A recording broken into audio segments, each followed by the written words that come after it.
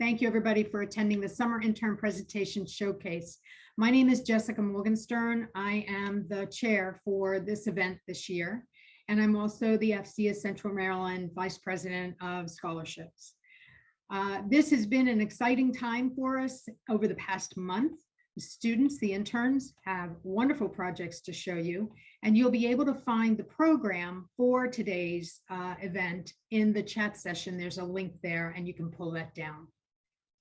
These are the teams that we have presenting today. We have six companies with 7 teams, and you can see we have anywhere from 1 to 2 to 3 presenters. We did limit it to 3 people per presentation, though, because it gets a little unwieldy to have more than 3. The order in which these presentations will be made will be random, and we will be selecting which team makes their presentation before the presentation starts. The guidelines for the presentation is that the students have 15 minutes to make their presentation, and that clock does not start until they start speaking. Every team member must have a speaking role, and then they have the ability to have 5 minutes of questions from the judges after their presentation is complete. If they exceed the 15 minutes, they will be stopped, and they are aware of that. We don't anticipate that happening with anybody. We have 3 judges today, and you can see them on the screen. Maria Marinelli from Caliber. Maria, give them a little wave. David Gore from CACI, and Ryan Hendrickson from Clarity. So we are delighted to have the 3 of them with us this year, and I think it'll be a great evaluation. The students were given criteria by which to prepare their presentations. They will be judged on best presentation and best technical.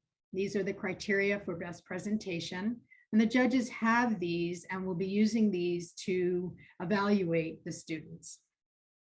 This is the criteria for best technical. And again, they will be using these criteria to evaluate the students. The students had these criteria in advance, and they've been practicing using these criteria to prepare their presentations. This is the coveted Sippy Cup. This was an award that we put together when we first started doing this event 5 years ago. The team that wins best technical will be the keeper of the Sippy Cup for the next year. The names of the winners for all 3, best technical, best presentation, and if the judges choose to award also best overall, will be engraved on the back side of the Sippy Cup. We're almost full, and we might have to go to the next layer soon. This is the agenda for today.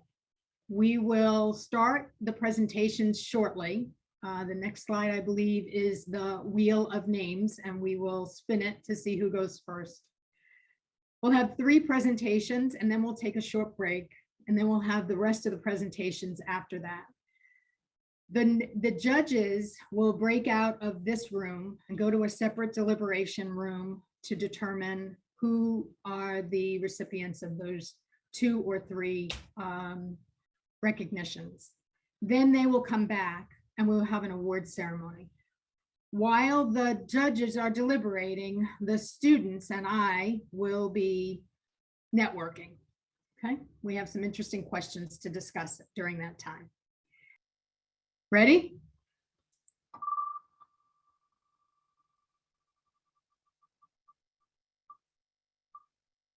Intelligent, you're up first. Well, welcome everybody. My name is Alicia Okmani. My name is Ali Hassanin. And my name is Michael Zhang. And we are Intelligent. And today we would like to share with you our IPC visualization and threat mitigation system. Let's begin with a brief overview of our very exciting presentation as we explain our proof of concept system that informs when security policy is breached and when it responds accurately. So let's meet the team. My name is Alicia Akmani, and I was the project management intern for this project. My name is Michael Zhang, and I'll be covering the software development side of this project. And my name is Ali Hassani, and I'll be covering the IT security operations side. As you can all see from the slides, all three of us provide three very different skill sets to the project, creating a full lifecycle development team. Now I'll hand it off to Michael to talk about our project description. Thanks. To start off, I'd like to give an overview of the project. This summer, the three of us have been working together to develop a proof of concept system that demonstrates an exciting new concept. Now, in our high-level overview, I hope you all see how vital this is to the security of the defense industry. So, to accomplish this project, we broke it down into two parts. Monitoring on the left, that will be my part, and then responding on the right, that's Ali's part. First, let's start off with monitoring. The very first issue that we need to solve is a method of turning the words in security policies into quantifiable objects. So this is where inter-process communications come into play. What are inter-process communications? Put simply, it's any method that two different processes might use to talk. So say on your secure system, you have a rule allowing Chrome to communicate with the weather app, just for example. In this scenario, Chrome and the weather app are your two processes, and any way that they choose to talk, that would be considered an IPC, a form of communication. Now that we can quantify security policies, it means we can track policies and then hopefully visualize these policies through some accessible UI. And importantly, once security policy is being breached, an alert should be sent to the response side, Ali's side. Now moving over to the right on our response, we should be constantly monitoring for alerts, and then when detected, our firewall pfSense will trigger a failover to a backup network. Now, it's important to note that in our specific case, we chose to trigger a failover as a response because it was the most accurate response for our specific proof of concept. But in a real-world application, any threat mitigation response could be picked using our system since the monitoring doesn't change. Moving on to how our project can be applied and what makes it unique. Defining security policies and rules by its communications is incredibly powerful and allows us to visualize an insane number of forms of communication on a system that allows, say, like a sysadmin to quickly evaluate whether or not everything is running smoothly. Next, a key feature is the ability to define far more specific responses than conventional approaches. So normally an intrusion detection system, or for those familiar, an IDS, can catch suspicious network traffic and prevent those bad actors from attacking your network. But IPCs give that same power to the traffic inside an employee's computer. What this means is that while traditional IDSs are limited to mostly external network traffic, our system extends that same power to internal device-specific traffic. Lastly, and most importantly, our goal is to maximize availability. During a critical mission, maintaining access to required systems and data 24/7 comes first.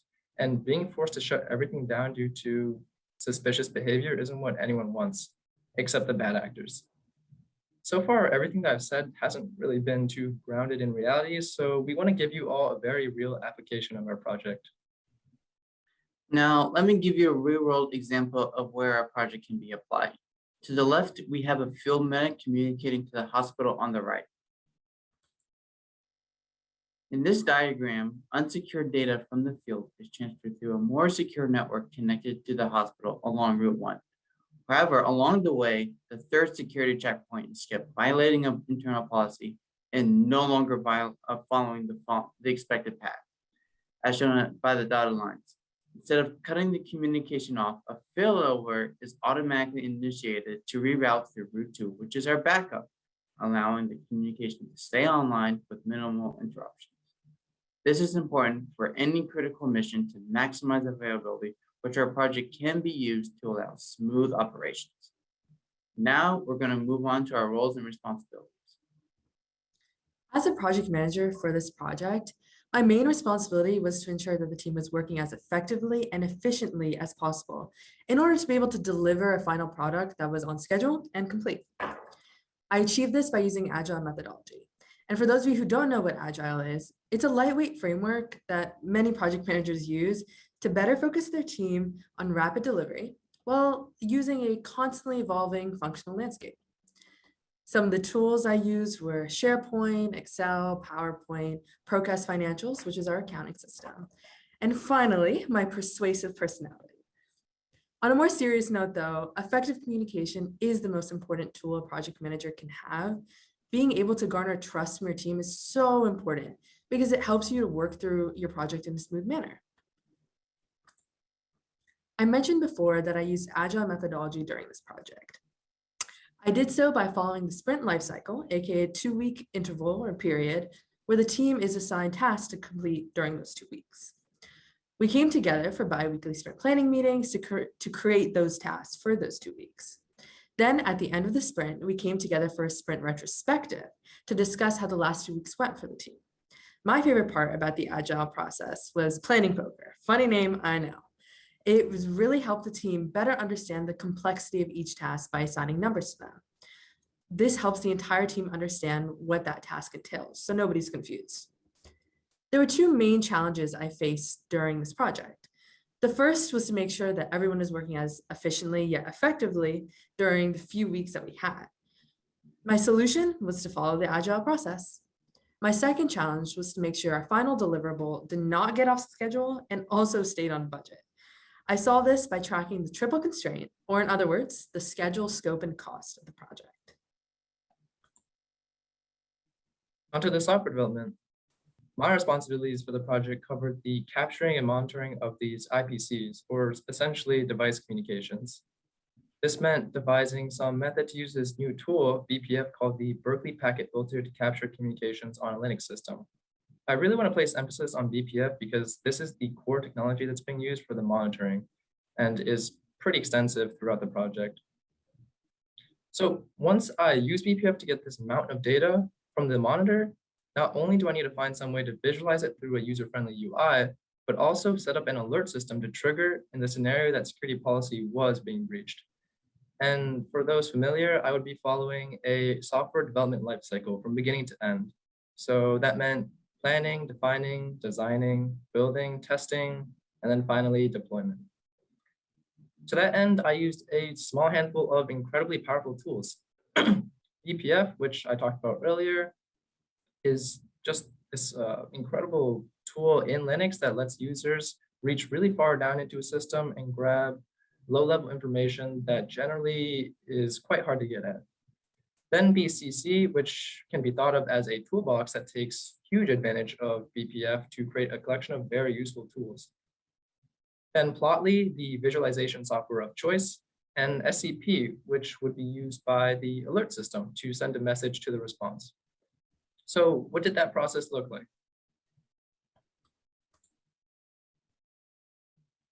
Firstly, I had to utilize BPF tools within BCC to monitor those IPCs, and then take that data and move it over to an IPC monitor, which I chose Plotly as the application for that, and then visualize it as a node-based graph. I chose a graph because the edges between different processes was the best way to visualize relations between different nodes. And then after that, send those alerts by SCP to the firewall to Ali's side where he can respond to the trigger. Along the way, I ran into a few issues, namely picking between different BPF libraries. It was actually such a versatile tool that a lot of people have picked it up and put it in different toolboxes. So I had to go through and research all the pros and cons of looking at what they were made for. So there's some that are made for networking, and that's not what I was looking to do here. So I ended up picking BCC because it had the widest scope of what I needed to accomplish. Then at the very beginning, I ran into a lot of shortcuts that I thought were going to be great, like say IPC dump or pipe snoop. These were GitHub projects that promised things that were directly related to my project. And I thought maybe I could just jump huge swaths of work by making them work. But they were really old and outdated and just overall really frustrating to use. So I ended up having to back up, take a step back, and just learn BPF through BCC, just start from the tools from the ground up and stop trying to skip steps. Lastly, I had to pick between a visualization method. I was picking between Plotly Dash or GraphViz, and ultimately I just, similar to my first bullet, I had to look at the pros and cons, and I chose Plotly Dash because it had a much more interactive UI that I thought would be a lot more appealing for an end user. onto the IT side. Yeah, so my responsibilities for this project is to be able to create a redundant network to ensure users stay online with minimal interruptions. The last thing we need to be is to be in an important Zoom call meeting and then bam, the internet goes out. The other task is to set up an automated schedule, which is essentially a cron job that checks any anomalies and shuts down without any manual interventions. The tools that I used are a firewall software called pfSense, which is an open source solution, so there's no monthly renewal cost. Other tools such as networking equipment and computers to host pfSense in order to create a secure network. To the left, you can see a visualization of the redundant network I had built. To create this, I used pfSense to configure the IP addresses of the firewalls so they can communicate to each other using a protocol called pfSync, where one firewall is the master while the other one is the backup. Next step is to create a bash script that has certain rules to follow, and if those rules are violated, a monitoring system created by Michael will send over a trigger file that will initiate a failover to the backup. The challenges I encountered was actually learning all the functionality of pfSense. Going in, I had little experience dealing with the software as it had many features that I got lost into it. Another challenge was learning actually how to create a bash script and pair it with cron jobs. In order to combat this, I had to research and build multiple systems in multiple different configurations in order to get more familiar with it, which allowed me to create this redundant network. That wraps up the technical part of our project. Now on to a few things we learned. I speak for all three of us when I say that we came into this internship with 3 different skill sets, 3 different mindsets, and 3 very different ideas of what we were going to take from this internship. However, all 3 of us have learned to collaborate efficiently with each other, and we've also learned how to ask others for help, whether that's each other or whether that's asking your mentors. For me personally, I came into this internship with no knowledge about project management or agile methodologies. But now 8 weeks later, honestly, I would consider myself a pro. But again, in all seriousness, I've liked project management so much and I've enjoyed working with this team so much that I've actually decided to take project management into my future career plans. Myself, this internship taught me a lot of tiny and large skills. When tackling this new big project, one of the biggest skills that I learned was, frankly, how to fail fast and fail often. In the beginning, it's totally fine to look for shortcuts, but it's just making sure not to get stuck in that sunk cost fallacy and knowing when to stop and when to explore new avenues. The second thing that I learned, which a little bit tinier, but just as important, was switching gears quickly.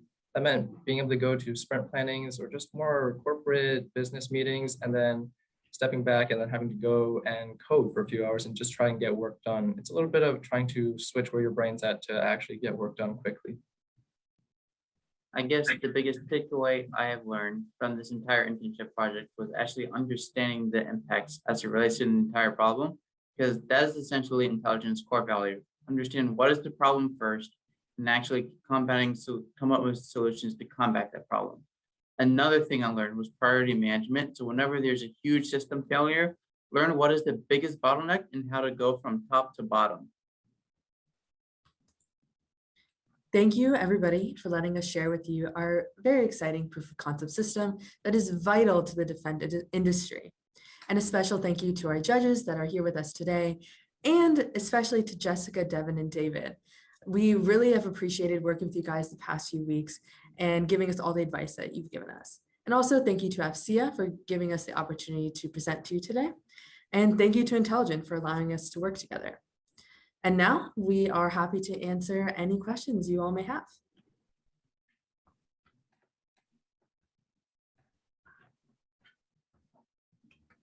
I was curious. This is Ryan Hendrickson. Hey, first of all, great presentation. Thanks for it. Yeah, I was curious, what like how did you deploy the software? Like, what did you test it on? Was it like virtual stuff, or did you have like hardware in a lab or whatnot? Yeah, mostly it's all run on VMs and our network. So what we did was we set up a test scenario. We didn't cover it because it was a little bit too heavy, but what we did was we tried to simulate data flow. So data flow should flow in one direction down, like say, if you're familiar with the firewall, then maybe you know about network guards. the data should go through every single security checkpoint. So we just set up these like fake security checkpoints, and then the data should have been reading and then writing in one direction. But the moment you see those triggers flip, then you would catch it. And then my system from my virtual machine would automatically send a message to Ali's virtual machine, which is running a bash script that's looking for that message. And then that would trigger the failover. Cool. How fast did the failover take? Like, was it pretty seamless? Yeah, Bali? overall, at the user, the person wouldn't notice like any difference switching over. So it was actually pretty seamless. Cool, thanks. Yeah, Ryan stole my first question. I was going to ask about the testing as well. I was just curious how what kind of scenarios you developed to run the test through and how you determined those. But I think you answered some of that. The redundant network you selected, is the security level of that one pretty much the same as the first one? You just switched over to that one when you detected an issue, or is that redundant network more robust or secure? Just curious. Ali? You can actually take this, Michael. All right, cool. I mean, so yeah, you're right. It's not more robust or anything like that, because that would add more overhead of like work that needs to be done. All this is essentially just like a backup that is a hopefully not messed up system. So you recognize that there's an issue in your original system, but I assume that that's been tested enough where we can assume that something internally has gone wrong that's specific. Maybe there's some code that someone added recently to change it, but your backup is, you're right, it's a copy that hopefully will be a backup that works as a redundant system. Okay. One follow-up question. How did you determine or end up with some of the tools you selected? Did you go through some kind of analysis? Did you consider a number of different tools and ended up on that set you presented? Just curious. Oh, would you like that from all three of us, or do you mean more like the technical, like BPF stuff? Yeah, well, I think more of the development tools that you use, Michael. Yeah, sure. I can start off and then Ali can go into his network stuff. BPF is a bit of our mentor kind of just threw it at us and they were like, hey, guess what? This thing is super cool. You guys got to try it out. And they were asking us to try and get a proof of concept to see if we could use this. I say new, but it came out in 2011 and now it's building up more steam recently for trying to monitor systems. So they just want to see if it was possible to try and track everything going on in a secure system. And that BPF was kind of given to us, but then from that stage, I went out and looked for how to actually use BPF. So it's like, there were softwares like Cilium, BPF Trace, and then BCC. Cilium was for networking, BPF Trace was for high-level histograms and stuff like that, stuff I didn't care about. And then BCC was more scope-related stuff. BCC was actually created by the same people that created BPF, so that's why I picked it. It was more supported, it had a way larger community. So it made sense to go with that. And then Plotly Dash, funnily enough, I'm a little bit biased because I've actually used Plotly Dash in the past before for visualizing stuff. So I was like, well, I mean, I'm familiar with it and I know what it can do. So that's a bit of a no-brainer for me. Thanks. I guess the reason why I chose PF Sense was because, well, the main thing was it's already what we're running with. Another benefit was that since it's open source, there's like most firewalls, there's like monthly renewal costs. So that's an added-on charge every month or yearly thing. And it was more to see if it had the functionalities that it supported manual failover or seamless failover. But that's the reason why I chose PF Sense. Thanks, Ollie. Appreciate it. Question for Alicia. Hi. So you mentioned that you held retrospectives with your team after each sprint. Can you tell us about an example of some feedback that came out of one of those retrospectives that you all then decided to implement changes going into your next sprint, and kind of speak to how you did that? Yeah, of course. So there's actually a few that, especially in the beginning, that we really worked through, but I'll give you one of my favorite examples, and this kind of ties in to the planning poker that I spoke of earlier. During one of our first retrospectives, we went through planning poker, whatnot. We assigned numbers to different tasks so we could better understand the complexity. But during the retrospective, the two of them actually gave me feedback that they thought that maybe the numbering system that we had decided on maybe wasn't the best for understanding the complexity for those tasks that we had to do, because we found that after we completed those tasks, they weren't, either they were easier than we thought they were, or they were more complex. So we didn't really have a true understanding. So then using that feedback during our next sprint planning meeting, we took that advice, we sort of figured out a new numbering system. And from there on out, we've been pretty good at understanding the different complexities of each task. Hello, everyone. Our team is a part of Ceiling Technologies, and we are going to be talking about using an intrusion detection system on NVIDIA's Bluefield card. At Ceiling Technologies, we are a veteran-owned small business providing research and development in the areas of cybersecurity and cloud computing, while also manufacturing cyber flyaway kits to support these operations. My name is Shane Strennan, and I am here with Ryan Flickinger, as well as Nick Triaca. Our agenda of this presentation is to showcase the use of NVIDIA's Bluefield 2 DPU and its automated parallel traffic processing capabilities. We are also going to discuss the issues with modern day IDS architectures, what an IDS looks like with the Bluefield card, and the next steps of creating an enterprise solution. Pictured here is the NVIDIA DPU. This card connects to the motherboard of a device via the PCIe slot, and this device takes work off the CPU by handling the reading of network traffic and server information. For this project, there were separate roles assigned to us. Nick handles the hardware initialization and the testing of the NVIDIA device, while Ryan and I handle the automation of the enterprise management system. More specifically, I was tasked with using Ansible to automate the setting configuration and the quality assurance of the device. Ryan, on the other hand, was tasked with using Ansible to automate the configuration of applications and to automate the enterprise management workflow. Today, many network systems use an intrusion detection system, or IDS for short. This system scans network traffic as it enters the network. An IDS uses a tap, which is a device that allows you to run network traffic into it and can execute a variety of given tasks in that network traffic, including setting rules for the traffic. If a rule is violated, then the traffic that violated the rule is flagged for further actions. The purpose behind this is to add another layer of security alongside the router and the firewall that can minimize intrusions without affecting the speed of network traffic. However, this comes at a cost. Taps into the network can be expensive. They can only monitor incoming traffic at the network edge, and depending on the size of the system, scaling can be quite an issue. Also, the system must be specialized, and there's a lack of visibility from an internal perspective. On the side here, you can see a diagram of a system that uses an IDS. It backs up the firewall in inspecting traffic, but once it reaches the server, the traffic between the server and the devices are then uninspected, which creates weaknesses in the network.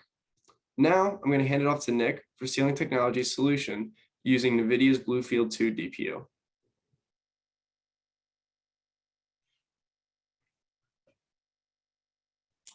Thanks, Shane. Our solution is a little different than the current industry solution.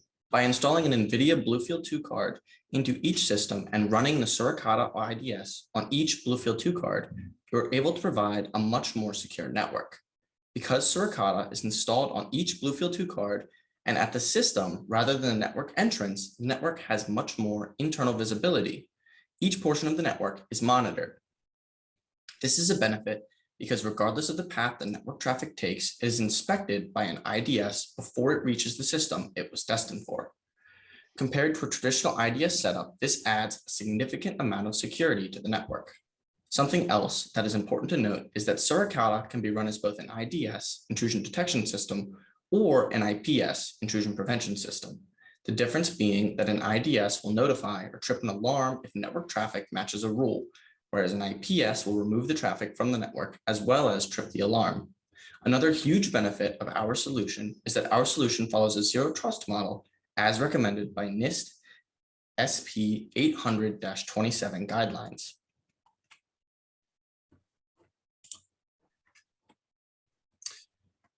In our current configuration, the Bluefield 2 card is installed into a server via a PCIe slot. This is how you can access the Bluefield 2 card for initial configuration. Using a tool called rshim, you are able to create an SSH connection from the outside Ubuntu host to the Ubuntu installed on the Bluefield card. From there, you are able to configure the Bluefield system to have remote access by assigning the management interface an IP address, a netmask, and a default gateway. You'll also need to assign it a DNS server. Once the Bluefield system is configured for remote access, you no longer need the rshim tool and can remove it if necessary. Both systems are running Ubuntu 2004 LTS, or long-term support. The host system is currently running the x86-64 based architecture, whereas the Bluefield system is running an ARM-based version of Ubuntu. If you look at the diagram on the right of the slide, you can see how our setup works from a more technical view. The web server receives a request for a web page from the host system. The request travels from the host system through the IDS installed on the Bluefield card in the web server before being processed by the web server. The web server then sends the requested page to the host system. The requested page passes through the IDS installed on the Bluefield card on the host system and is then passed to the host system as requested. By following this architecture, if there was to be an attack on the system at any point where the packet was modified with malicious intent, the IDS on the various Bluefield cards would flag the packet and the network would be aware of the attack. In a traditional system, there would never be an IDS that the request would have passed through, and therefore the network would never know that an attack was occurring. Our goal with this project was to test if it is possible to create a system using NVIDIA Bluefield 2 cards that enables a greater amount of security on the network. The end goal of this project is to create a product that can be put onto market. The customer would receive a server with a Bluefield 2 card installed, along with all of the required software to automate the installation. To accomplish this, we installed a Bluefield 2 card into a server.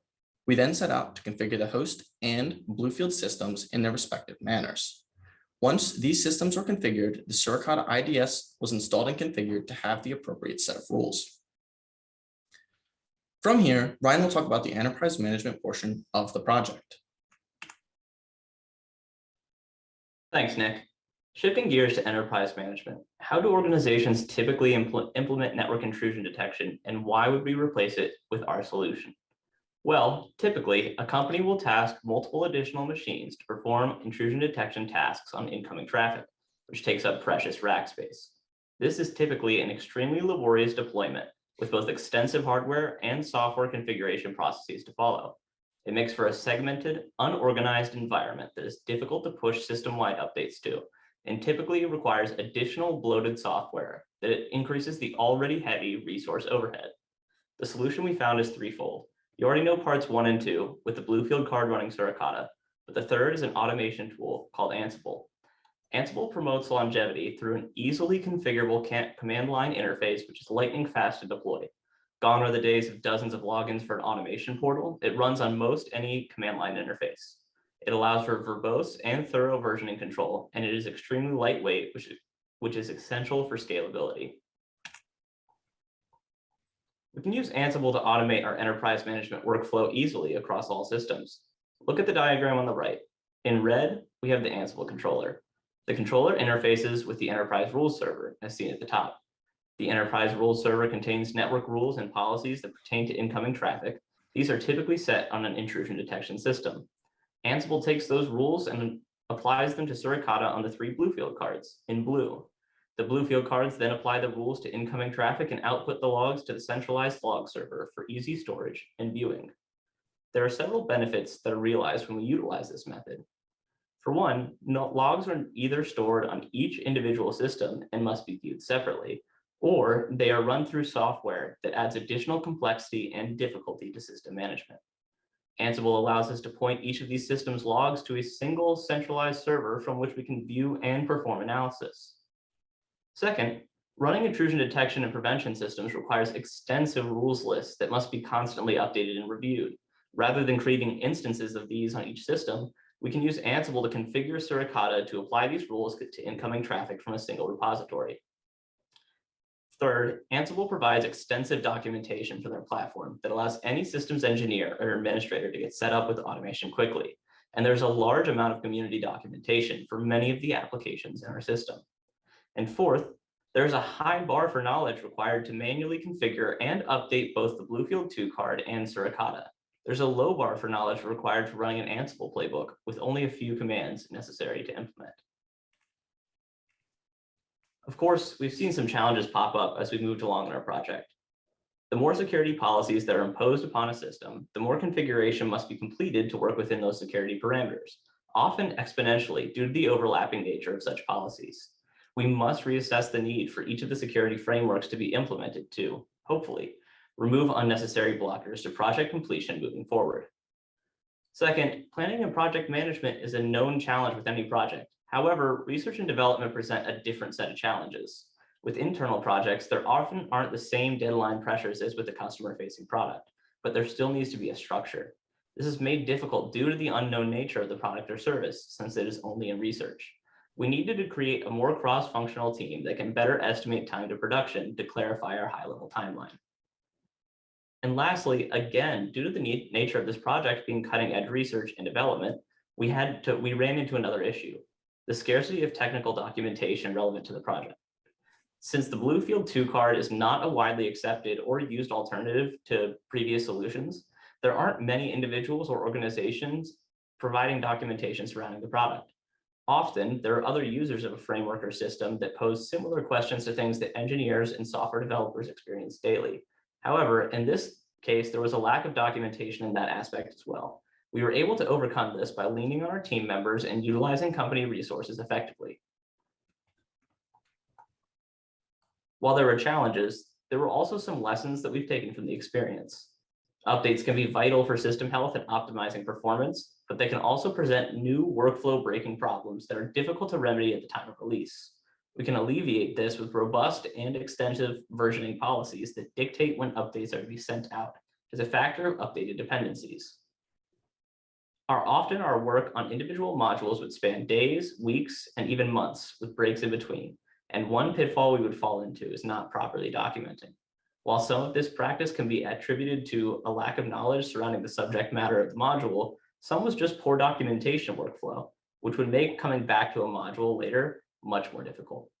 We had to implement procedures for documentation that worked not only for ourselves, but also for any later added team members, so anyone would be able to step into the project. And when working within iterative processes, it's easy to set up bad habits early that will end up having a large impact later, like the previous statement regarding documentation. One of these habits was testing our project, which we could do easily at first since the process was relatively short. For example, running an Ansible playbook to start Suricata. This could be as short as a few seconds. However, as we made it further into our project, our tests became longer, taking anywhere from a few seconds to 10 minutes. When we are faced with a short timeline, these tests can add up. So we had to develop a more modular approach to testing our work that would shorten each test. And our project had several tasks and goals at the beginning that were either changed or completely removed by the end, with some new ideas added in their stead. It quickly became apparent that it was difficult to completely remove ourselves from working on a module that we had poured a significant amount of effort into, even if we realized it would be prudent to move on to other tasks. This required a mindset shift across the team that ended up making our efforts more efficient as time went on. To summarize, data processing units can shift the workload from more versatile resources to free up additional rack space. The Bluefield 2 card can run the Suricata intrusion detection system to analyze network traffic in parallel with existing architecture, eliminating many of the typical integration gripes. It also allows enterprises to more easily adopt the zero trust model, which is essential for network security in the modern era.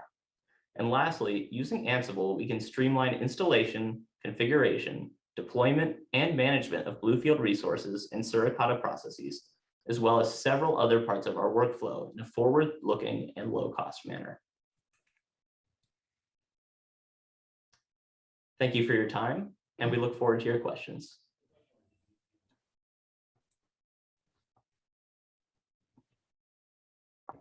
I have a question about the like putting a Bluefield device into there. What's the cost difference between like a traditional IDS that you're like buying versus like having to put a like GPU in each of your computers or each of the servers that you're running to do IDS work?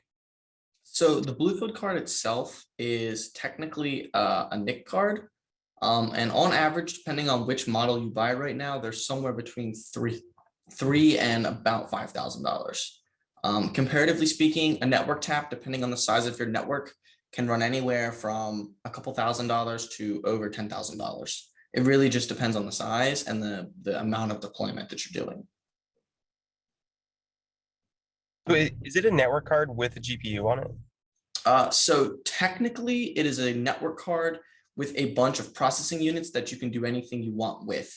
They're similar to CUDA cores in the way that they were on a GPU, but they're the next thing. So they're one past what you would have put on a GPU at the time. Well, I guess what I was curious is like, is there a minimum like server requirement that you'd have to like get to be able to like if you were to buy like a Dell server or something, like, are you familiar, like some of the lower end models like don't support like GPUs? Like, would they be able to support this as a network card? Yes, as long as the drivers are in place to interface the NIC with the operating system that Dell server has on it, the Bluefield card itself would be fine. Because it has its own separate CPU, it's essentially a separate computer that can do its own processing. So as long as the devices can interface originally, they're perfectly set. Cool. And I guess just one last thing, is it PCIe like 3 or 4? PCIe 4. Cool, thanks. I had a follow-up question on this Bluefield cards. How did you end up selecting Bluefield? And I guess based on your lessons learned, there was hard to find good documentation to actually use it. Would you do something different if you had a chance to do it over again? The project was actually given to us. Okay. We were assigned the project. It was just an idea that a couple of the technical engineers in our company had and were curious about. And they said, okay, well, this would be really interesting to give to the interns. So we ended up going with it. Personally, I don't speak for the rest of my team, although I'm sure they feel the same way. We've had a really good time working on this project. It's been very interesting. And you mentioned there up front, you talked about scalability being a concern as you built this out. Did you get any sense of how much latency you're adding to the network with this solution? And would that be acceptable in a broader scale solution? So in our testing, we haven't run into any latency because of the way that it's set up. It taps the traffic and essentially creates a duplicate of it. So it doesn't actually add anything to the network that would cause a slowdown.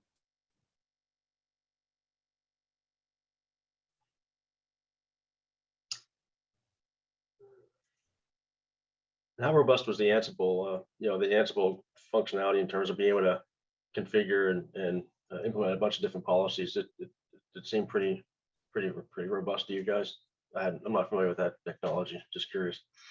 So as we were setting the rules with Ansible, it actually was handling it quite well. You can set a lot of different things within Ansible itself. And if you wanted to use other languages such as Bash or Python and all that, Ansible has the ability to reference each of them as needed. So for say any Linux commands, Bash scripts, stuff like that, you would just run it simply as a very simple shell script. Whereas Python or Java, any other script in the world that you wanted to use, you can reference it as a script. Can you use Ansible to filter out known signatures of bad actors, things like that, or when you can configure it? I assume network blocks, obviously the easiest thing, but you use it to set up honeypots, things like that. I'm just curious how downstream, is it mainly up front, or can you use some downstream stuff with it too? So you can do downstream stuff with it as well. It is largely, from what we have done here up front, but it does have the functionality as it can run those, Python and Bash scripts on its own, have some downstream attributes. I could say that we haven't tested the functionality of that yet, and we attribute a lot of that to the IDS and our existing system architecture, rather than applying Ansible to it. I only have a couple of seconds left, and I know, Maria, you looked like you had a question. Yeah, can you tell us a little bit more about how you engaged with mentors within your company as you're working through the project, and what were examples of some of the sorts of challenges you went to them about? So Go ahead, Shane. Okay, so I'll say, at least personally for me, when it came to engaging Ansible into the whole project, I had to work with a lot of mentors in not only learning Ansible, but applying Ansible to that project itself. Because since this is cutting edge technology, there's not a whole lot of stuff online. There's not a lot of documentation that really applies to the project or anything similar to that aspect. So at least for me, it was a lot of asking the mentors, seeing if they had any experience with it themselves, and seeing where their experience and knowledge can apply. I think that one thing I would add to that is also, not leaning on their specific knowledge just for the project itself, but anyone who's been in this industry for many years could say that, a lot of it is Googling, right? Like this is just a ever-growing industry. So knowing how to search for new information and where to look for new information was something they were able to pass to us.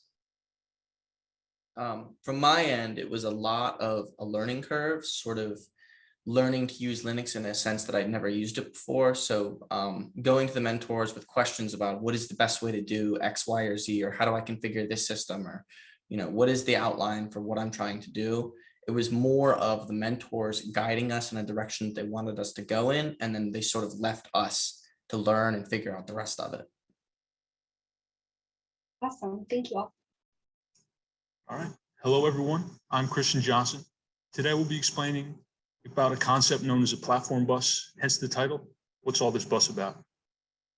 I was fortunate enough to explore this concept at Percival Engineering during my internship, and I'm hoping by the end, you'll be able to say you know what this bus is about. So to review the agenda, I'll first talk about my internship experience, what I kind of learned, and how emulation contrives to what the platform bus is about. So to start out, imagine a device capable of defying the laws of physics, only possible because of the benefits that emulation brings to the table. With software replication of devices and systems, anything is possible, and you will soon understand how. I'll begin by explaining these concepts, including emulation, buses, QEMU, and with this knowledge, I'll be able to truly convey to you the impact I've been able to make as an intern at Percival Engineering with this platform bus. So initially, I was assigned some standard bug tickets. My task was to find why an emulator was failing to boot. And this problem was about the equivalent to finding a bug in a software program that was failing. So I did some standard analysis. I'm kind of used to this kind of stuff because I've been in the CS for a while. I'm going into my senior year with a CS degree. But having no experience with emulation, I inquired of my team leader about it. And he described that this error was likely because of a device in memory overlapping other devices. But I had to dig a little deeper, and my curiosity led me to dig a little deeper and find that this device itself was trying to add other devices to the memory. And this was the moment that caused my team leader to become quite interested in this device. From this moment on, my entire projection as an intern at this company came to figure out what this bus was about. So to better understand why this phenomenon was so significant, I'll begin to explain a little bit of background on emulation. So emulation produces a digital twin using software that replicates hardware. And typically 100% of a machine is never emulated, only to the fidelity required. And emulation is truly unique because it replicates lower levels of machines, which allows the emulation to really perform at the level that the machine would be in the physical world. So it's not virtualization, which attempts to run a system in a separate environment. And a major limitation of virtualization is that the architecture you're running that virtualization must match. And it's also commonly confused with simulation, where simulation just kind of mimics the basic software operations without working the same at a lower level. So you now might be asking, why emulate? Emulation will save costs and increase efficiency by bypassing the need to purchase actual equipment. So given today's chip shortage, this custom hardware that we're emulating would likely be unavailable to the customer that wants the emulator. And now with the emulation, they could just boot it up on their desktop software. Emulation also allows for embedded system instrumentation, debugging, deep inspection, and manipulation of these emulations. And the vulnerabilities of the emulator are the same as those of the physical system that the emulation is emulating, which, especially these days with all the security concerns, emulations become a very valuable market product. So the emulation development process involves a few parts. The first being the hardware to functionality. So the team must first take the hard drive from a physical machine and then create a disk image of that hard drive, which they can begin to examine.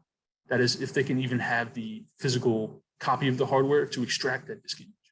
Otherwise, they're left to the internet to copy data sheets and textbook material and turn that stuff into software code, which becomes very difficult. So let's say you were able to get that disk image, which is most of the times the case. The team is then able to retrieve a physical copy, and doing so reveals all sorts of functionality, communication that machine will perform, such as network communications with network devices, timeware, tracking time of execution with hardware clocks.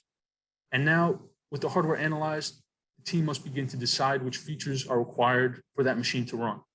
So moving on to the functionality to software plan. So in this step, the team must analyze the existing pool of devices that are in the QEMU codebase. So QEMU contains a lot of configurations for machines to boot. So they'll look at that, what exists already, and then they'll develop more devices as needed in their own code base to release that emulation. And then finally, they'll tie in all the devices they've created, all the devices that exist, into a single machine code file, all coding it up in software.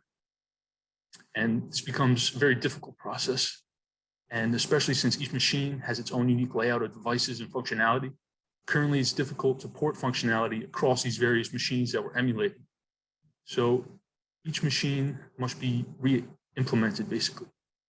And on a broad scale, for each machine, there's a huge machine code file, which will contain all the devices in the code to produce this functionality for the machine.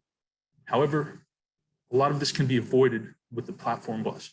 And I will soon explain it becomes possible to lessen this burden because with it enabled, existing devices can be ported to new machines without modifying code, and thus assuming the developer knows which devices to include in an emulation.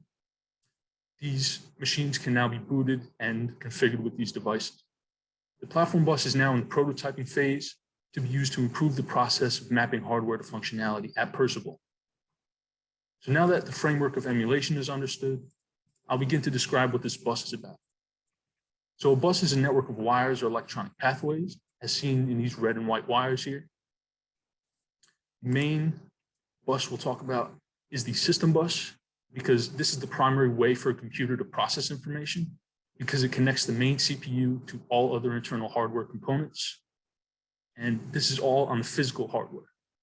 However, imagine a device that does not need to follow these laws of physics because it's created through software and utilizing emulation. This is known as a platform bus. So this bus is different from any other bus that you may know because it solely exists in software. And because it is supported by the Linux kernel, it is able to make those underlying system calls and allow it to perform like a system bus, like it is actually on the hardware of that device in the emulation. So being able to find the platform bus was great. However, I had to prove the concept. So I realized I had a few roadblocks before I'd be able to make any impactful progress with this concept. My first challenge, thus indicated in this first bubble, was coming up with a conceptual explanation about what it does, and how I can explain that to my team. So I used the following two strategies to come up with that. I did some research and reverse engineering using tools such as GDB and really looking into the QEMU code base and what about the platform bus already exists in the QEMU code base. And I was eventually able to come up with a conceptual explanation. That being, the whole idea of the platform bus is that it provides the capability to add devices to running hardware without having to manually code them into this machine code file like they were doing before. So this helps because any tweaks and changes for devices had to be made in code. But now with the platform bus, you realize that this tool could create hardware that doesn't even exist on the actual hardware in real life. Because of the emulation, the platform bus can add new devices and also add devices that it needs more easily. So my next challenge was figuring it out. Which QEMU structures interacted with the platform bus and how our machines can utilize this platform bus. So this involved building a personal emulation environment and kind of testing what already existed in that machine, and also reverse engineering QEMU and platform bus structures.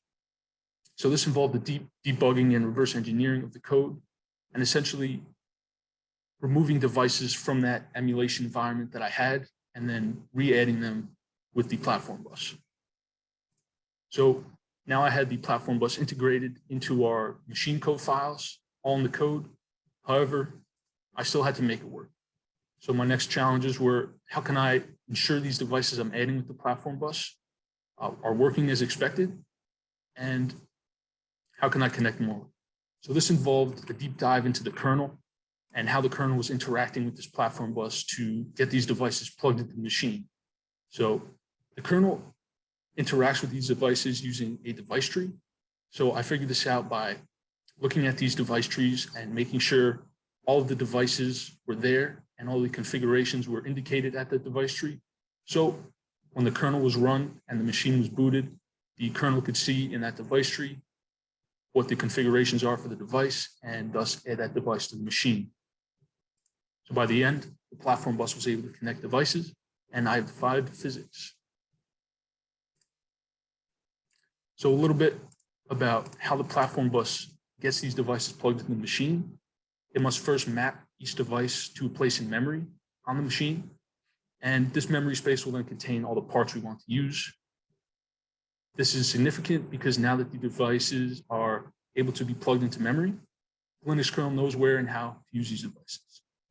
And since there are no electrical systems involved, the emulation does not have to abide by the laws of physics. Rather, it abides by the physics of the software that exists. And hopefully with this information, you're beginning to understand how this platform bus turned out to be quite a phenomenon for the emulation team and I. And to further emphasize its impact, I'll describe where the platform bus can be applied. So the platform bus was the start of a multi-platform tool, which is expected to be released as a deliverable to the QEMU code base once the company further analyzes it, expands upon it. It has the potential to improve the way the entire QEMU community emulates, and it is already improving the way that we emulate here at Percival. Our newest emulation is already including parts of the platform bus to add devices to it. So also what it does, I was able to see firsthand how convenient it was to add devices to a machine with my emulation environment system. And I was able to learn this process, how to do so. So in the example I did using the platform bus, I was able to just specify the device along with the command line of QEMU and with the device and the machine. I could then see the Ethernet port that that device had created by booting the machine, and I was able to ping to and from the emulation from my computer and the running emulation on the computer. So I hope by sharing this experience, it shows that interns can truly make an impact on the company they work for. I'm now more excited than ever to see what I can do for the endeavors I'm going to take on in the future. And I hope this inspires all interns out there as well, that although we are coming in with just a college education, that in fact, everyone learns differently and attacks problems in different ways, which makes us just as valuable as a veteran who would work for the company 5-10 years or say. So some big lessons I learned are how to develop emulators. Secondly, that an intern can truly make an impact on their industry, their company, and how it's possible to defy conventional physics. And also in this presentation, I've shown what the platform bus does, how and where it can be applied, the processes used, tools used, and most importantly, the technical challenges and how they're successfully overcome. I will now open the floor to any questions and discussion. Thank you very much. Thanks, Christian. So how does the scope of this project and I guess the technical expertise involved that you grew while working on this compare to experience you've had as a college student and the courses you've taken? Like, where were the major gaps that you saw in taking what you've done in school to now working on a project as an intern? It's an awesome question. So coming into this internship, I had completed my junior year of college, the rigorous CS program at Virginia Tech. So I'd been through a lot of computer science stuff. I knew how the C code worked, and a lot of these emulators run on C code. So I was able to use these experiences I've had, especially with reverse engineering I've had, and debug these emulators, run them, and use these debugging techniques. So I really got a handle on it fairly quickly due to my experience in coding. Great, thank you. Were you testing those on a particular operating system? Yes. The machine I was running that I initially found in the platform bus was a PowerPC E500 machine. And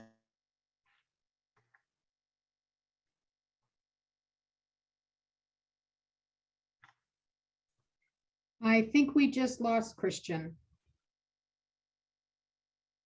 I was hoping it wasn't me. Yeah, you back, Christian? I think we lost you there for a minute. okay, sorry about that. Did you? You said it was a PowerPC like E500 or something? Yes, that's the name of the machine, and it used the Linux kernel. Did you say it was you were using like the wine emulator originally? Sorry, can you repeat that? Like, what was the like, why were you using like QEMU? You know? Okay. Yeah, QEMU contains the code base for our emulators, and basically our company has expanded upon that code base and added functionality to boot these machines that exist. So basically you kind of take a binary to run an emulator, and based on that binary, it will pull in the configurations for that machine, and it will be able to boot different machines based on the architecture of the binary. That's what I mean is like, what do you guys like the practical application of it? Like, what type of machine are you emulating on top of it? Is it just like purely the platform bus, or is it, you know, like, are you like installing Linux in like a virtual machine and like running it on top of QEMU? Understood. Okay. Yeah, so the platform bus is a embedded tool within the machine, basically. So the like picture like a system on a bus, and basically you have different devices on that system on a bus. The platform bus is like a connection by software from that system on a chip to all the other devices you add through the platform bus. If that makes kind of more sense. Does that answer? Yeah, thank you. Cool. I was going to ask Christian, what are some of the practical business applications that we could, I'll say the defense industry or Parsifal can leverage this for? I think reverse engineering obviously is one of those you've mentioned. Does this help with parallel processing? Just help with what all does it help these guys do? And I'll just leave it at that for now. Okay, so you're asking what the platform bus will help our company do? Yeah. Sure. So the platform bus is able to help the emulation team, especially because they have to take these machines and develop them from the bottom up. So it takes a lot of time. So with this platform bus, it's able to lessen the time of that process, make it easier for these guys, and also it allows for multiple people to work on an emulation without having overlapping code errors, because initially they would be adding everything into this one file of code that the machine would look into for all the devices. But now with the platform bus, more than one person can work on an emulation, and it makes it much easier to do so. Yeah. Great, thanks. Hello, I'm Riley Sheehy, and I'm joined by Alec Rowell, and we are representing Praxis Engineering with our Wireless Information Survey Helper, also known as WISH. I am a rising junior at UMBC studying computer science. Hi, I'm Alec Rowell. I'm a rising junior at the University of Maryland, and I'm studying computer science and math. The WISH project has been split into two main parts, the first of which being Comet Go, which is a timekeeping application that is centered around tracking when employee mobile devices come and go from the company office. The second part of the WISH project, named Comet Low, the low here is short for location, as the project is centered around detecting the specific locations of devices in order to track whether or not an employee attended a meeting. A lot of this project has been done by the two of us working together on the overall application. Although Alec has primarily focused on the back-end development, which has concentrated on using tools such as Scapy to sniff packets and using Python to create a data structure to store all the devices that are found and then send that to a database. The application will then use the data stored in the database in correlation with other external libraries and Spring Boot to help host our web application. Now, onto the front-end development, which has been primarily focused on by myself. The front-end development has concentrated on writing JavaScript code and HTML code to display our web application. Additionally, the library AMSCharts was used for our graphic visuals. In correlation with the Spring Boot, the application can be opened in a browser to then display our web application. However, the two of us have also done work on opposite ends, such as Alec working on the Comet Low visualization using the AMSChart library, and I myself writing Python code for reading and writing JSON files to the database. And now I'll pass it over to Alec. The foundation of our project is built on intercepting packets sent by mobile devices designated for a router on their network. We intercept these packets with wireless receivers, which are the black devices with two antennas shown on the diagram. Comet Go requires only one of these devices, while Comet Low requires at least three. The receivers are connected to a Raspberry Pi running Kali Linux that is running the program, and they send all of the wireless packets that they sniff out to the Pi. The program on the Pi dissects the packets, only storing the pertinent information from relevant packets. This information is then processed further and displayed on a web app for either Comet Go or Comet Low, both of which we will discuss further later in the presentation. And now I'll pass it back to Riley. So here we have a short video demo to showcase our user interface. With the Comet Go application, a user can view all of the time periods a certain device has been inside the company office. Each colored block represents a time period of the device being on site. The graph can be manipulated by zooming in and scrolling around for more precise time periods. With the next and previous buttons, we can cycle through the users. And here we can see another example for a different device. Now onto the Comet Low application. A user can view an estimation of a device's location at a certain time. This graph represents a top-down view of an office space. Each of the black dots represents one of the three wireless receivers that are necessary to calculate the position. The locations of these receivers can be chosen by the users as long as the relative positions are correctly entered. Each receiver calculates a range of distance from the receiver within which we are confident the device is located. This range is represented by the red circles around each black dot, with the inner and outer radii representing the minimum and maximum distances we expect the device to be away from the receiver. By examining the area of overlap between these circles, we can see an area which we are confident the device lies based on all of our data from the three receivers.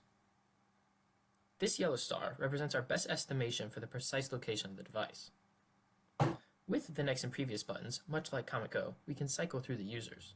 And here we can see another example, this time with the estimated location being here instead. With this visualization, users can see both the estimated location of the device as well as the variability associated with the calculation. The first part of WISH, Comet Go, is a timekeeping application that is focused on detecting when mobile devices are coming and going from the company office. Comet Go is used to improve the accuracy and efficiency of corporate timekeeping by detecting the presence of employees' mobile devices. Users access their daily logs via a web application when entering their daily timesheets. Administrators will also have access to view either all of the devices logged for an entire day or an entire week for a specific device. Using this data, Comet Go can also be used for security purposes, such as identifying insider threats using pattern of life analysis. In this example, you can see there was an anomaly on Tuesday where the employee came in late to work and then left way after normal working hours. This information could then be taken to the security team as a potential insider threat. One problem we ran into came from using pre-existing libraries. We worked with a third-party library, AMSCharts, to create our Gantt chart visualization because the library had very nice graphs that we could use to display most of the data we had in a very nice way. However, the library did not exactly do what we wanted. In this particular case, once more than 10 devices were found, it created an unusable display. We came up with a couple of alternatives to get around this. Ultimately, we came to the decision of segmenting our data to allow the filtering of the number of devices at one time, or to choose a specific device to view over a 5-day period for a more detailed view. And now I'll pass it over to Alec. Another significant issue we faced throughout the project is that the majority of smartphones use a completely randomized MAC address instead of their own when sending out packets. This was implemented in order to prevent the exact thing we're trying to do with this project. Through a lot of research, we identified a few possible solutions, many of which only work on certain devices. Some of these methods include simulating an access point that the user's device tries to connect to, or sending packets to the device's real global MAC address and waiting for a response. This problem also leads to a discussion of privacy concerns, which are alleviated by making the product an opt-in system, where users must provide their device's real MAC address in order for us to track it. Now we'll move on to the second part of the WISH project, named Comment Low, which was designed to allow administrators to determine whether or not an individual physically attended an event. This project builds off of the wireless sniffing technology present in Comment Go. This time, however, we use 3 individual wireless receivers to receive packets from the device. This identifying information is stored, as well as the signal strength of each packet received. The signal strength information allows us to visualize an estimation of where the device is located. An example of this visualization is shown on the right side of the slide here. And as you can see, there are 3 circles, each representing the estimated range where the device could be for a single receiver. These are each circles because the only data point we have to estimate the location is signal strength, which is correlated to distance, which is then used as the radius of the circle. The width of the circle represents the area of uncertainty associated with calculating distance in this way, but we are confident that the true value falls somewhere in the red area for each receiver. By using all 3 data points, you can see that the estimated location can be reduced to one small area at the overlap of the 3 circles, with the yellow star representing our best guess for the exact location. Comment Low is intended to be used by administrators to track attendance at events such as meetings, trainings, or happy hours. It allows these administrators to gauge participation on these events, or to ensure that a specific employee attended the event. This can help the administrators assess the utility of certain events in order to decide whether to maintain them or to cancel them, or perhaps to promote the events more. Overall, attendance is often a nuisance to keep for large events, and this software essentially removes the active elements of taking attendance. The first major challenge I faced occurred in the calculations phase, as I found that in order to perform the trilateration calculation, we would need a value for distance rather than the signal strength value that was already stored. My research determined that the way to convert from signal strength to distance is the equation here, which relies on 2 unknown constants, measured power and environmental factor, which rely on the receiver used and the environment around the receiver respectively. The issue we faced was how to calculate these quantities. And the solution that we eventually found was to use an old iPod I had laying around the house and place it 1 meter away from the receiver, then measure the signal strength and use the results from this test to calculate the unknown quantities. With these 2 quantities, we could then just plug in the value for strength and get an estimated distance. The other large challenge we faced was how to use the AMCharts visualization library for the new visualization of a map. This was a significant challenge because the library was designed for data visualization, while we needed a more graphical approach for which the library was not necessarily designed. Because of this, it was challenging to create a visualization like this, specifically with making the size of the circles relate to the width of the grid rather than the size on the screen. Despite this, after overcoming the challenge, I believe that manipulating the library in this way was still easier than learning a whole new library or creating the visualization from scratch. There are many other possible applications of a workspace tracking software like this one. For example, admins could track the daily movement routines of employees, identifying when and where employees tend to spend their time. This could also be used for pattern of life analysis, as security could identify a worker going to an unusual space in the building. Space usage could also be audited with this software, allowing those in charge to identify which rooms in the space are underutilized or tend to be overcrowded in order to optimize how the space is used. Additionally, users could track which employees tend to interact with each other most during the workday and adapt the organization of the office space to reduce time spent walking across the office to talk to a coworker. Throughout the process of building this application, we learned and gained experience with a variety of devices, technologies, and processes. In terms of hardware, we gained experience using a Raspberry Pi with Kali Linux, as well as using the wireless receivers. We learned about how wireless devices communicate, including many wireless protocols, as well as how to sniff and decode wireless packets, and about the various types of wireless packets. We also gained experience with Scrum ceremonies and Agile methodology, seeing its benefits throughout our process. We also learned product design skills as we encountered challenges throughout development and had to iteratively adapt our approach to the project. In terms of software, we both had prior experience with Python, and we were able to extend on this experience, as well as learning new libraries such as Scapy. For visualization, we gained experience with JavaScript and Spring Boot, as well as learning AmpCharts 5. Overall, this project was useful for our growth as developers by providing experience with both front and back end, as well as processes that we will use throughout the rest of our careers with Agile methodology. Overall, these two applications optimize and enhance how people work in the office. Comet Go makes it easier for employees to log their hours, as well as allowing security to identify threats using pattern of life analysis. Comet Low is used to track meeting attendance and to monitor how popular certain events are in order to audit their utility. Both applications use simple equipment and collect and process all of the data passively, reporting the pertinent information back to the user for easy application of the data. With the combination of both projects, any workplace can become more efficient, allowing employees to focus more on their work rather than the details of office life. Thank you for listening to our presentation. We will now answer any questions that you have regarding our project.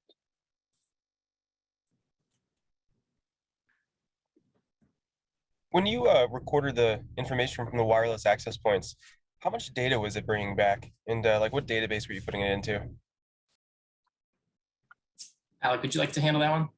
Sure, I can handle this one. Yeah, so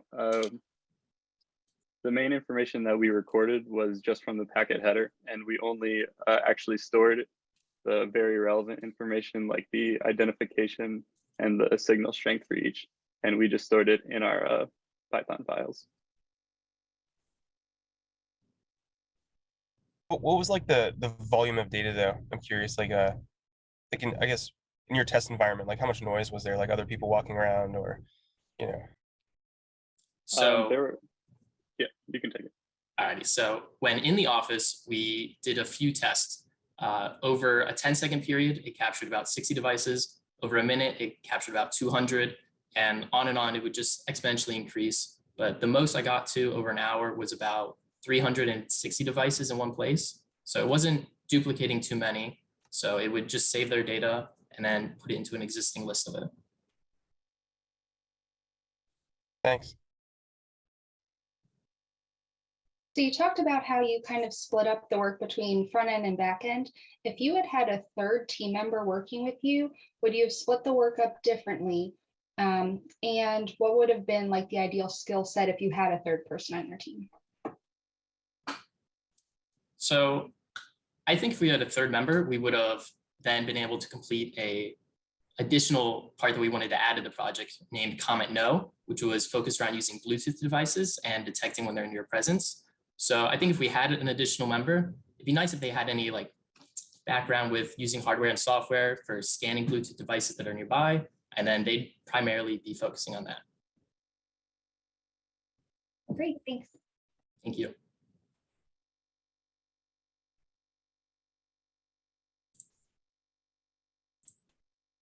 You briefly talked about, I was just curious about the testing methods you guys used. Didn't really touch on those in the presentation. You briefly referenced it when you were answering a question by Ryan, but did you guys develop some specific test scenarios for this? Just it seemed like it'd be, I was just trying to think of if I was doing this project, and that would be a little bit of a challenge for this potentially. I was just curious what you guys did, and did you run into some challenges doing that? I can handle this one. Yeah, so we had a lot of unit tests with our Python code, mostly to test sort of the basic functions that we had. And then also we collected some sample data of packets that we could then put back into the program to sort of mock it, sniffing new data and ensure that it was providing consistent results. What was the genesis of this project with Praxis? Was it something those guys asked you to take a look into, or as I know they've dabbled in wireless applications in the past, going back to their history, I know some of the stuff they've done. I'm just curious, is there something you guys came up with or something they asked you to look into? They asked us to look into it. Okay. Yeah. Thanks. You mentioned that you were using Scrum. Were you, I guess, learning and applying Scrum as you were working through your internship, or did you have support from a mentor or someone at Praxis who helped you with like planning your sprints? Can you tell us more about that? Yeah, so we had 2 mentors, and they both had a lot of experience with Scrum ceremonies and Agile methodologies. And so they kind of led us through that whole process. And we started right out of the get-go with sprint planning. And so we were able to continue the whole process and learn from it throughout the entire project. Great. And were you guys doing retrospectives as part of that? Yes, we were. And did you find that to be helpful? Definitely. Riley, do you want to talk about that one? Yeah, so the main retrospective problem that I came up with each time was that I didn't really know exactly what I was working with, because this is stuff I've never worked with before. So I felt like most of my time was just spent doing research, and then from there moving on and developing more information. So then ultimately came to like, if you have a question, go ahead and ask it in the chat or hop on a call with somebody and see if they have any prior knowledge. And I think that really helped with, at least for myself, getting everything moving at a good pace. Awesome, thanks. Thank you.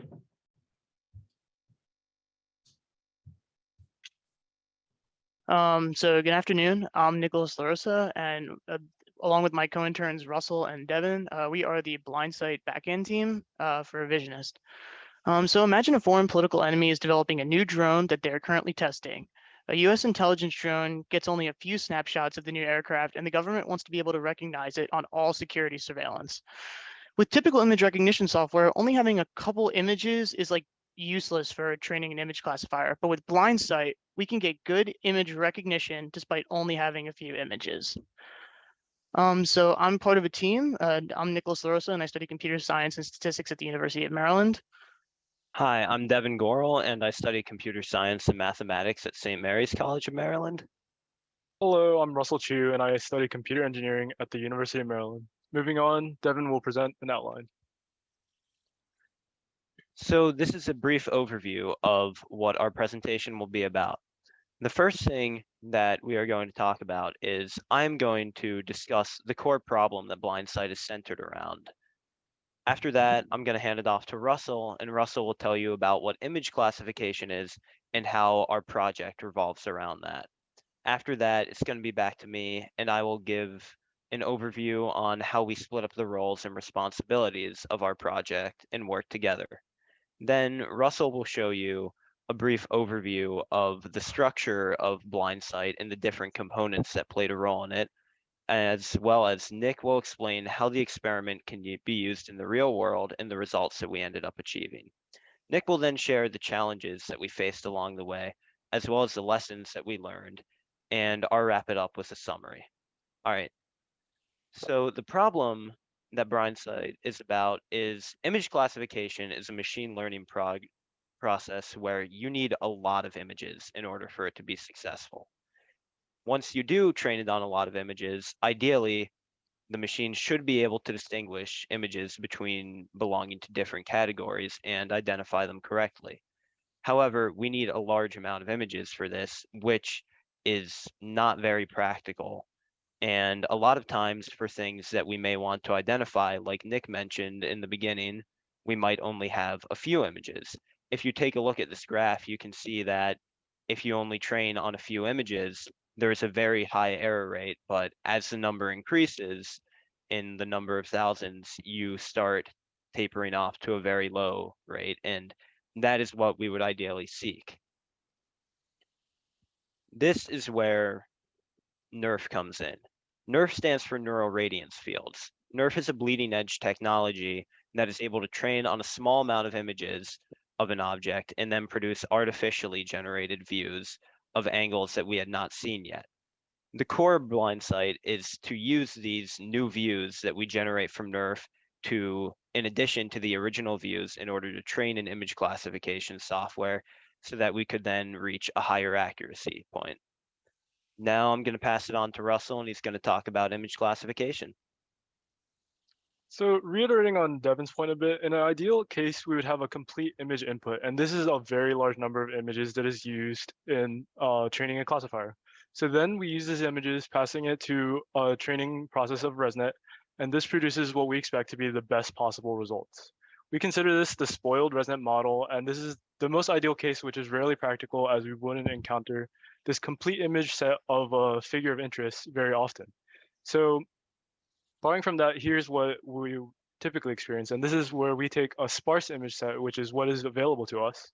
We train a ResNet classifier, and this produces the poorest results that we can see, which is very different from the best results that we've encountered with a full image set. This is unfortunately the reality that many data scientists face these days, as again, we only have available a very few number of good imagery of some input that we're interested in.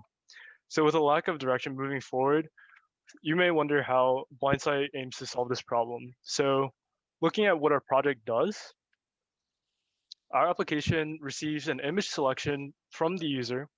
This is then passed through NERF. In particular, we use instant NERF technologies, and displayed to the right is actually some of their results that they presented on their academic research with this. And this is a piece of software that takes a few views, as seen in the top right, of a particular object of interest, and this produces this visualized 3D output of NERF output of this object of interest. In this case, it is a Lego model here, and you can see there's many more views provided from this video. So moving forward, this new 3D model is then sampled, and many more images is drawn from this model that creates an augmented data set that we'll refer to later. And we then use this new set of data to train a classifier and see how this new classifier performs. Collecting statistics on this, we were interested in seeing how these metrics compare against the starved and the spoiled models that we've discussed a bit earlier. So moving back to the pipeline here, we see that we have the most ideal case and our more realistic case. We offer with Blindsight a new path, and this is using the limited imagery input, passing that through the NERF technology that we are trying to integrate, and this produces an augmented input data set. This is then passed through the ResNet part of the pipeline, and this classifier we then test to see how it performs, and potentially we'll expect better results from the originally poor classification results. And in our results, we see that with NERF, there is promise that there's this initially sparse image set proves to be still useful in the data science application. So moving to the next animation. Yeah, so we have the results. And so for the images, we have the parallelograms displaying some of the intermediate data, and the rectangles representing some of the components that we're integrating together. Next, I'll hand it off to Devin to discuss some of how we each worked in these different parts of it. Thanks, Russell. For our project, we each split up into different roles where we each specialized under a specific category. For example, I mainly specialized in doing research into the different models of NERF that were available, because NERF is an experimental, largely academic process at this point. So there's a lot of different models that different people have made and published.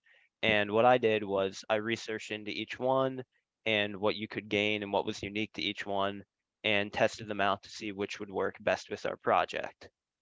Russell largely focused on Dockerizing our application and putting in containers so that it could automatically run and the containers could communicate with each other. He also largely focused on dependency issues, which we ran into a couple times, and made it so that all of them worked together nicely and we didn't have those issues anymore. Nicholas, meanwhile, largely focused in machine learning related to image classification. he actually wrote code to generate transfer learning for ResNet, which is a model of image classification. And that was what he largely focused on. But honestly, we all went outside of those specific roles. Anytime we had questions, we worked together. We would just communicate with each other and work together to bypass whatever issues we ran into. Now I'm going to hand it back to Russell. Thank you, Devin. And just providing a larger view of this project, because that was a lot of components here. We have a front-end side and a back-end side to this application, and you'll hear from the front-end team later today. So the front end is where it starts with the user interface, and this is where data scientists are able to interact with this product. They can select data and vary the parameters that is selected that would be used in the backend. And moments later, they would receive some graphical feedback on the results that the backend produces. They can then interact with that and see these different sessions that they had with the different models that they interacted with. Looking at the backend side of the project, we have a Flask server that exposes several endpoints of different services that we offer for using these different parts of the pipeline. Firstly, we have the instant nerf pipeline, which takes the images and produces a 3D model. This is a mathematical model of what the object would look like to a computer. And this is then fed to an image sampling software that takes many images from this model and produces a larger set of images that would then be used to train a ResNet classifier. So this ResNet classifier would be trained with these images and produce new results on how it performed in testing against different classification tasks. And these results are passed back through an API to the front end with the graphical results that we mentioned earlier. So we'll be focusing more on the backend side of this project in this application. Going further into the process and the tools used, we have a Docker containerization of this application. And this allows us to split off into separate environments for these different components, and they're all isolated in their operations while being able to communicate with each other. And Docker also helps with deploying this application. So firstly, we have the Flask API, which again makes available the server endpoints, and each of these endpoints are run through Python. So the Python language was used to develop some of the ML parts and integrating these different components. So firstly, the instant nerf, which was developed by NVIDIA. This is a piece of software that was mostly written in CUDA, but they offer a Python interface that we use to use the CUDA code and run things on GPUs.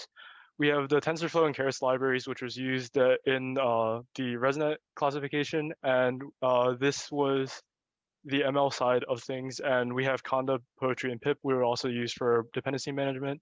And lastly, we have Blender, which is a piece of software that we use to interact with the 3D models and extract the data that we used for this experiment. So moving on, we'll hear from Nick, hearing more about the applications and different problem spaces. Yeah, so our project can be applied in a couple ways. So the main use case is obviously to enable accurate image classification of subjects with a limited number of starting images, as said in the beginning and iterated throughout the presentation.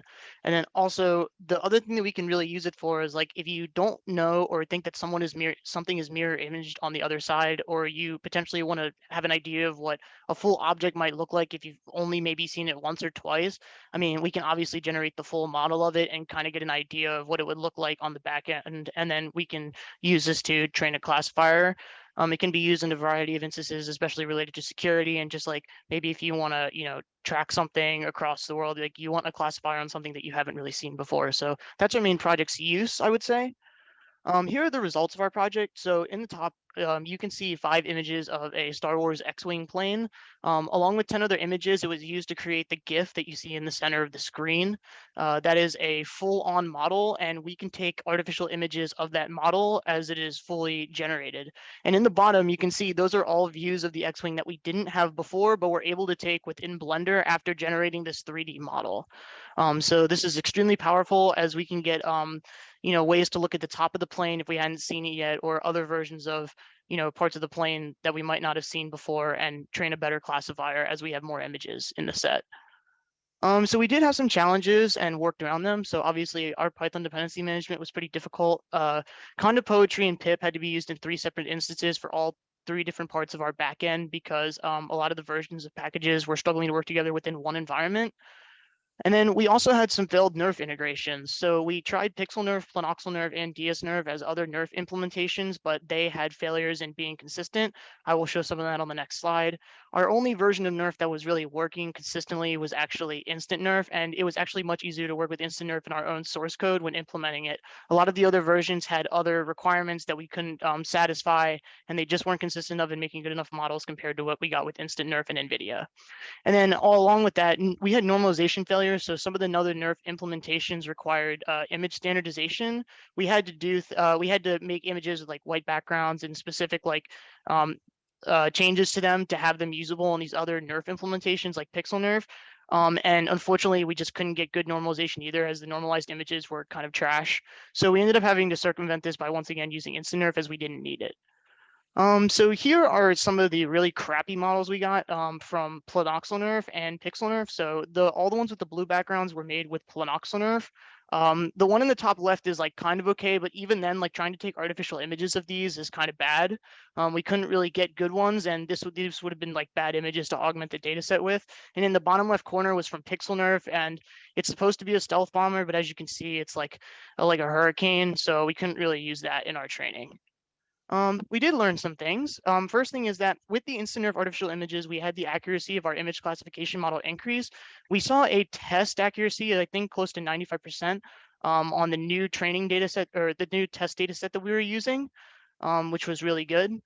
And then we also learned that nerf is a bleeding edge technology that needs to be further developed. One of the big things is that like this is very like an academic subject, and it's not really developed in full API for like large commercial scalable projects. So obviously there needs to be more work done to make the development easier for developers at bigger companies that are trying to implement this technology in their projects.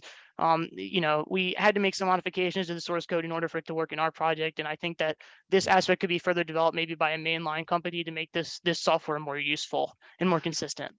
And then obviously, once again, reiterating, Python dependency management is pretty mediocre. We struggled with it for a little bit. I mean, we had some issues throughout the development cycle with version issues. So we just wanted to reiterate on that. And lastly, I'll pass it back to Devin for the summary. Thank you, Nick. So overall, this was a research effort, and it was an experiment on something that people hadn't actually tried to do before. And we ran into a lot of road bumps along the way as we looked at how we could get it to work. And we failed a lot. We all had to come together and try to see what worked for everyone. But ultimately, in the end, we learned how to deal with new technology that there wasn't much documentation for, how we'd have to work around and kind of come up with our own documentation to keep our team up to date. So overall, it was a pretty successful research effort where we achieved promising results. That has been Blindsight. Thank you. Any questions? Yeah, I have a question. There's like a lot of like very technical detail, and it seems like you guys spread out like a lot of different like trial and error scenarios. So as like a 3-person team who also had to work with another team, how did you guys like come together, or who led the direction, and when did you how did you coordinate with the other team and amongst yourselves? I can speak to that one a bit. Yeah, so we also use some of the Scrum methodologies that I know many of the other companies have also followed. And this has helped a lot in that we have these 2-week biweekly meetings, as well as daily like updates with each other, and just like coordinating on different aspects, especially as different parts of this software, as we've mentioned, does talk to each other, and the API does have to communicate different pieces of data back and forth. So meeting very often and discussing like different roadblockers that we're having and how like these components really work together definitely helps a lot with just having the product move smoothly and like alleviate some of these road bumps a bit more quickly. And again, with the Scrum and Agile development, we do like have retrospectives, and this helps a lot with planning our work in coming sprints, as well as like just making sure that each part are being developed as much in each team is working on the right things that will integrate well together. So if there's anything else that Nick or Devin wanted to add to that. I thought I'd just add on the fact that, as you were saying, the stand-ups, like the daily stand-ups, really helped, just because it made sure we were all on the same page, because multiple times we actually sometimes ended up being on slightly different pages as to what we thought the front team was doing and what they thought we were doing. So by constantly communicating and just checking in with each other, it really helped make sure that we were all staying in touch and like all working together as efficiently as we could. Any other questions? Was your daily stand-up with the other team? Say it again. Was your daily stand-up with the other team? Yeah, we had this daily stand-ups together. I had a question. You, in talking about the increase in accuracy, I know you caveat is potentially increase in accuracy with a smaller amount of data with the 3D modeling. What types, did you guys get a sense of what types of objects or some characteristics of objects that tended to be more, to have, show a significant increase in accuracy with the 3D model versus maybe those that didn't? Yeah, I can speak to that. So I think the big thing is a lot of our software uses this thing called Colmap, which basically does image feature mapping from on images to create the 3D models. So in order to get like more distinguished 3D models for certain objects, it obviously has to have more features for Colmap to grab onto while it's generating it after you give it some basic training data. So objects that weren't like very distinguished or kind of like blobs were not as successful for us in terms of getting good artificial images to use in training. So that was mainly a big thing. Like, as you can see in the fighter jet video, like it has a bunch of parts, like you can see the missiles on the side and stuff. So a lot of like being able to grab pretty good features while doing the training was one of the main keys to getting better accuracy. But obviously sometimes we couldn't get like super good artificial images, and like it really depends on like how distinguished the images initially are sometimes. Okay, great. Yeah, thanks. Could you speak a bit to how you selected your tech stack for the project and which aspects of the project setup were already provided to you by your company versus what you and your front end team put together yourselves?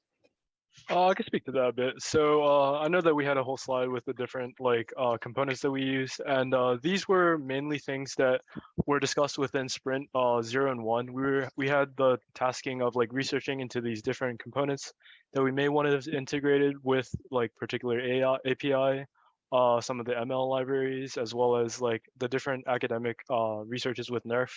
And with that, we had a lot of time to plan and think about what we wanted to choose. And as with the planning and retrospective of these sprints, we actually did meet with leadership, and we had the opportunity to discuss what we thought would be good, as well as hear some feedback as to what they had intended, maybe for certain things that maybe they had chosen better libraries that we may have used.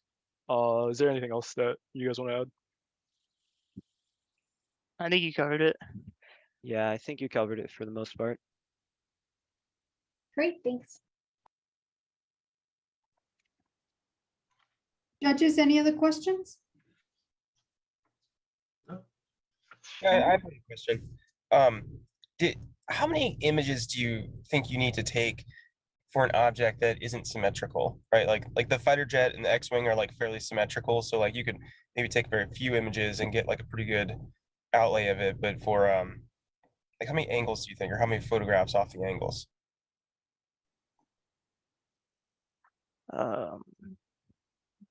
I think I can take that one. So it varies. When we were testing, we saw that we tended to get fairly good results when we had, most of them were symmetrical images, but when we tried a couple that weren't fully symmetrical, it seemed like around at least 30 images provided good results, whereas less than that when it was not symmetrical seemed to be a bit riskier, but when they were symmetrical, lower amounts like 15 or 10 gave fairly good results that we were happy with. According to the official documentation for Instant Nerf, it recommended around 50, but through testing, we saw that you could have less than that. And we were trying to kind of find out the cap. We didn't find out an exact one, but since the goal of the project is to require as few initial images as possible, we were looking at that a lot.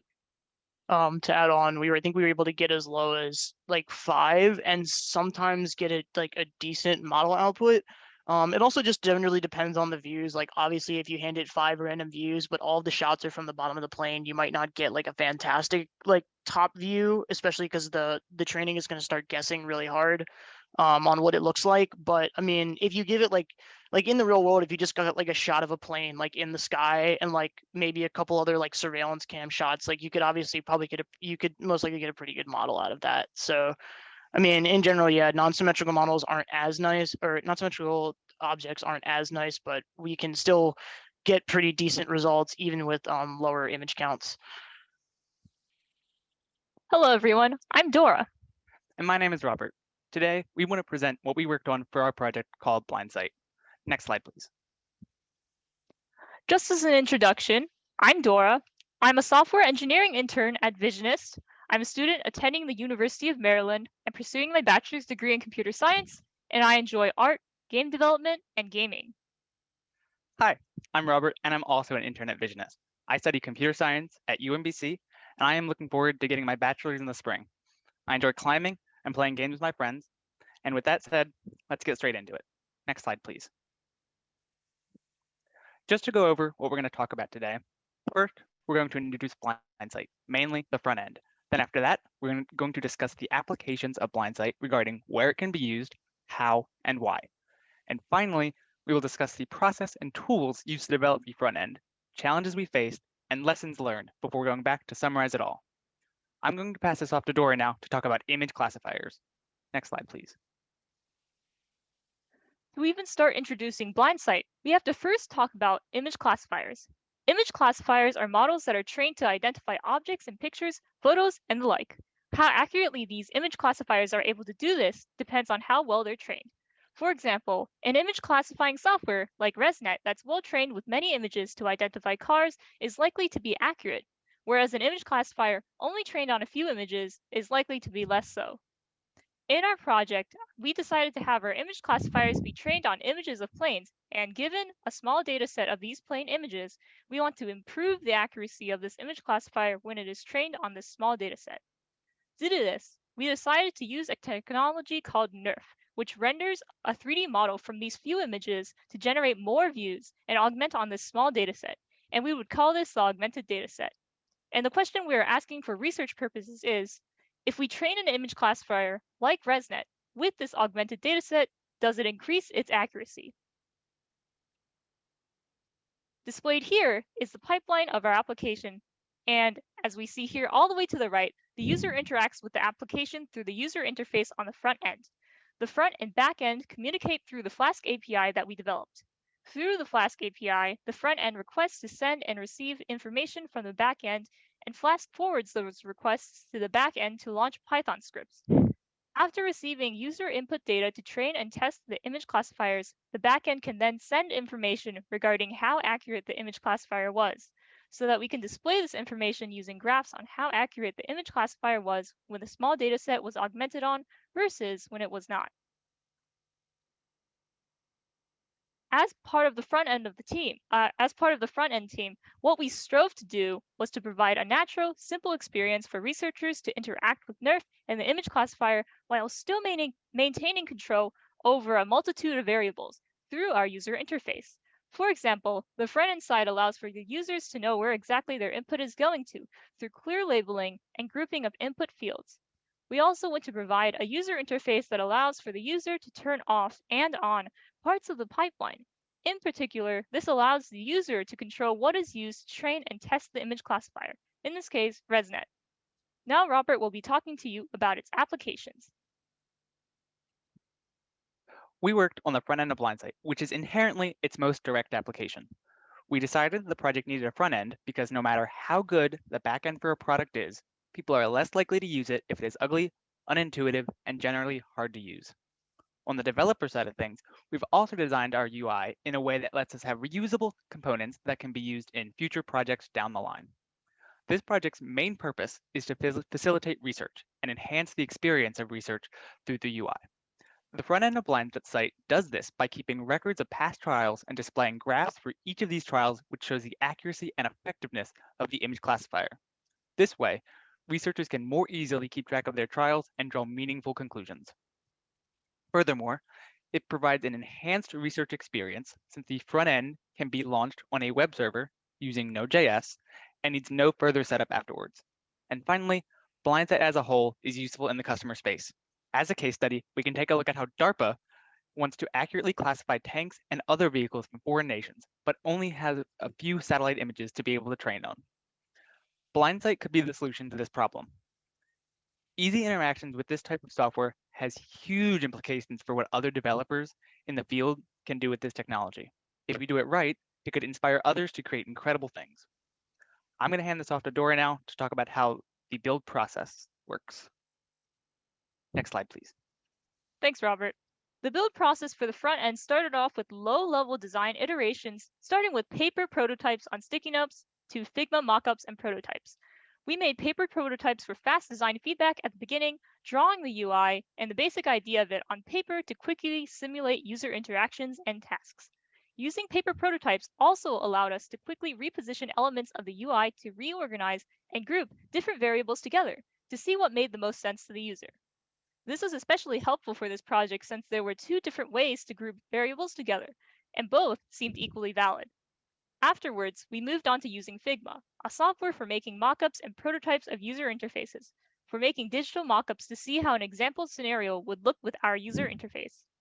For programming the front end, we used incremental programming to create components and functions that we knew would work as we developed them. Basically, we started small, tested our code, and kept building on working code.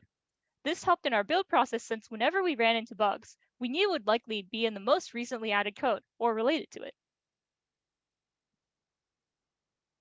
So here below, we have some examples of paper mockups that we made later on, just before we moved on to the Figma mockup stage. The picture on the left depicts our mockup of the sidebar and dashboard for our user interface. And the picture on the right is the mockup of one of our dashboard elements that allows for the users to modify NERF training input. Next, here's an example of a more late-stage Figma mockup of the user interface, just before we moved on to making the components with React and coding up the front end, which resulted in a lot of other changes to the user interface's design as we worked with our potential users on what they thought about the user interface. Now back to Robert. We use various tools in the overall development of the front end of Blindsight. We use GitLab for version control and GitLFS, also known as large file storage, to help us store large files and not take up too much of our allotted space. The front end of Blindsight started development using Figma to create digital prototypes and mockups that had some base level of interaction. Once a solid design was decided on, we started using Node.js for running the web server to host our web app and React for creating a user interface with full functionality. React required us to have a solid footing in understanding JavaScript and HTML, and also opened the door to using Blueprint.js as a CSS framework to build on and add our own customized styling to. Next slide, please. In terms of roles and responsibilities, since we are both working on the front end of Blindsight, we are both considered front-end developers. As a team, we split up the tasks for developing the user interface. We also both would check in with the back-end developers to make sure that everyone working on Blindsight was on the same page. During Blindsight, my responsibilities were to develop the storage system for trials, the sidebar, and the splash screen. The application saves a trial object in the web browser's local storage system using a unique ID that allows the user to close the page and come back to their work later to continue. These trials also have lots of information, which is accessible in the sidebar, such as graphs or direct comparison methods between trials. I was also responsible for developing the splash screen, which greets the user so they aren't immediately overwhelmed and can learn some information about Blindsight before they get started. And finally, because Blindsight was a joint project with the backend team, which you just saw, I also act as a Scrum Master as part of the agile development process for 2 weeks, which had me being the lead person responsible for progress during that sprint. Meanwhile, I was responsible for most of the styling on the website. So how the website looks to the users, what animations play when the users hover over certain elements, and how most of the elements are organized in general were part of my job on the front end. In addition, I was responsible for creating the part of the front end that took the user's inputs for the NERF and ResNet. I'll hand this off to Robert to talk about our challenges and mitigations. We faced two main challenges during Blindsight's production. The first challenge was more related to a human psychology, and the second challenge was more technical. As this was a more open-ended project, we found that we had a lot of variables that we could potentially have our users modify. For example, we could have the users select which type of planes would be included in the source of their images, the restrictions a user could put on a set of images, and how those images are distributed to NERF and our image classifier. To solve this problem, we can take advice from Hick's law. Hick's law essentially says that the more choices a user has, the more time it will take for them to make a decision. And we kept this in mind when making design choices. Think about going to the Cheesecake Factory. You sit down, you look at the menu, and it takes a long time because there are just so many choices to look through. Whereas if you go somewhere with a smaller menu, it is significantly easier to decide what to get because less cognitive effort needs to go into the decision-making process. Because we know that researchers would be the target audience, we made sure to give them the best user experience possible by giving them features that would make their work be both productive and quick. On the more technical side of things, the other issue we had was with React's effect hook, otherwise known as useEffect.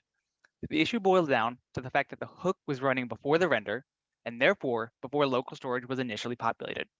What this essentially means for the users is that if they had any past trial saved in their history, the website wouldn't be correct on initial load. So the code would look for information in local storage before it was properly loaded in.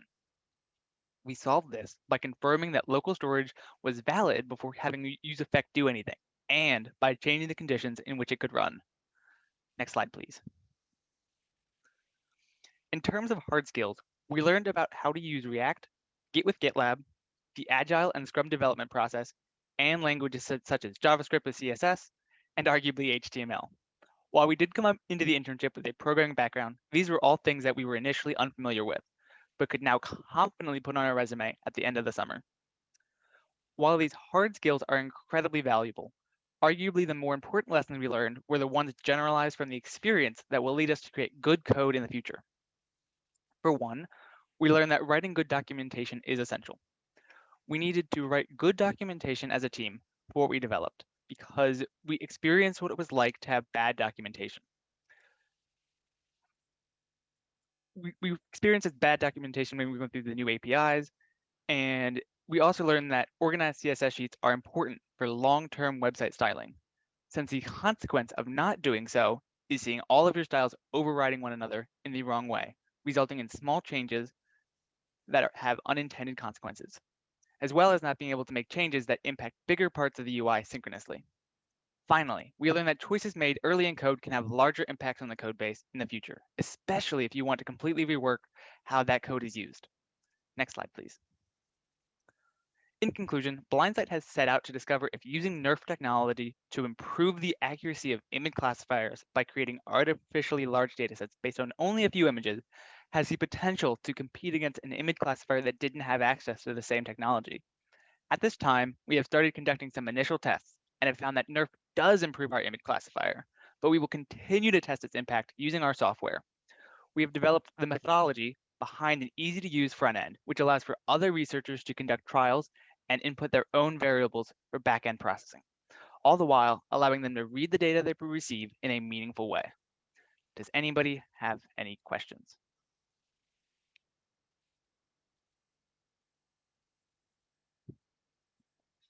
Oh, sorry. Had either of you used React before, and did you select that framework yourselves, or did you receive that from a company? Like, did you compare it to if you were to use Angular or any other options? I can speak to a little bit of that. I'm sure Dora will have more to add. I personally had never used React. It was very new to me, and learning state, which is the way that React manages the memory of components, was very new to me. And learning, the general idiosyncrasies that come along with that was both fun and challenging. When it comes to what the company suggested, one of our issues and one of our sprints early on was figuring out if we wanted to use React versus stuff like Angular. And while I don't remember what the other options were at this time, I know that we settled on React because it seemed like it had really good documentation and a lot of different options available to us. Yeah, just to add on to that, I was also completely new to React, but I did have background in HTML and JavaScript, as well as some cascading style sheets, CSS. So I decided that React would be a good choice. And especially because there is so much documentation available, I felt comfortable starting out and React as well. Great. And can you tell us a bit more about your coordination with your back-end team, especially since, Robert, you were serving as the Scrum Master? Did you encounter often any conflicts with timelines and dependencies where they'd be waiting on you for something or you would be waiting on them for something? And how did you manage that? Yeah, luckily our team was really good with our time management. Our 2-week sprints gave us a lot of leeway to be able to pace ourselves. And at the end of the sprint, we usually always finished our tasks. However, because of our daily stand-ups, we were able to understand what each other's blockers were on the team and help those blockers. So anytime the backend team had issues, we could always lend a hand, or we could talk to our mentors who were really amazing in this whole experience. Secondly, I can say that everyone on the team played the role as a Scrum Master because every 2 weeks we'd switch Scrum Master just to give everyone like that learning experience. I think currently it is Dora's time being a Scrum Master. I think today is like her first or second day. And I'm sure, she could speak on what that's like to begin with. Yeah, so I'm just starting off as a Scrum Master, so I have yet to experience the whole experience of being one. However, I have collaborated a lot with the back end as well. So we would always coordinate with each other to make sure that we were both aware of what types of input variables we wanted to have the user control, just to make sure. So every once in a while, we'll both be a little bit off one another's pages in terms of what we think the user can control in terms of the pipeline. But since we have daily stand-ups, we're always able to meet up and make sure to update each other about this. So definitely the Scrum process was very, very helpful in coordinating with the back end. And a quick follow-up to Maria's question there on the Flask API, and kind of in the middle between the front and the back end. What project was that in your scope, or was that in the Business One scope, or how'd that get done? I was just curious. wasn't quite clear.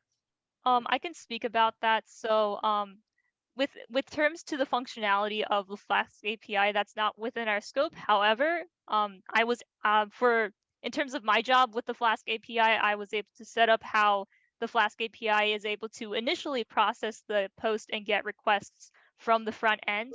So the front end is able to send post and get requests to the Flask API, and I provided to the back end people a baseline file of how Flask would take the variables that I pass over to Flask API. Okay. And one follow-on question for you, Dora. You were trying to build your front-end GUI. Did you use any what I'll call them soft methods to garner some user requirements, whether it be anonymous tools to get anonymous inputs from users or focus groups or anything like that? Did you have time to do anything with users, or did you guys just kind of working internally yourself? Oh, do you mean, just to clarify, do you mean if we got any user testing done or anything like that? Well, inputs from users on how they'd like to see the GUI, and I know you mentioned some of yeah. that. How did you get those inputs? Yeah, so our project manager, John Umble, is the one who was inspired, who has the ultimate idea of this project. So every once in a while, we would go over to him. We would set up the web server for the website to run on, and we would send him the link, and he would take a look around, and we would ask him for his feedback to just make sure that we were on the general right track in terms of development. And also, we met up with the UI UX people inside of our company, Patricia, and just to make sure that our UI looked like it had a very good user experience, or just to bring up so that they could bring up some concerns about it. Hello, everyone. My name is Tyler, and my partner Shakar and I are interns here at Leidos for this summer, and we are going to be presenting our project, which is titled Inferring and Predicting Impacts of Network Vulnerabilities from Antecedent. As I already said, my name is Tyler Kempton. I'm a rising sophomore at the University of Maryland. I'm majoring in computer science with a concentration in machine learning, and I'm a software engineering intern here at Leidos this summer. Hi, everyone. I'm Shrikar. I'm a rising junior at UMD. I'm a CS and applied math double major, and I'm a cybersecurity analyst intern at Leidos this summer. To start, we'll give a brief overview of our project. This summer, Shakar and I were working with the Common Vulnerabilities and Exploits, or CVE database. The CVE database is a record of exploits in software systems that goes back 23 years. Each record within the CVE database contains information about a single cybersecurity exploit that has been discovered and cataloged. The records contain a variety of information about the vulnerability, which you can see down at the bottom of the screen. Namely, the description field, which is outlined in green, gives 1 to 2 sentences about what system was targeted, by what attack, and through what vulnerability. It's very important information when assessing cybersecurity threats. Unfortunately, the descriptions are verbose and unstructured. Last year's interns trained models to generate insight from all of the fields of the CVE except for the description field for this very reason. So we made it our goal this summer to create models using extracted description data that have threat prediction and inference capabilities. And to start, we'll give a video demonstration of our finished product.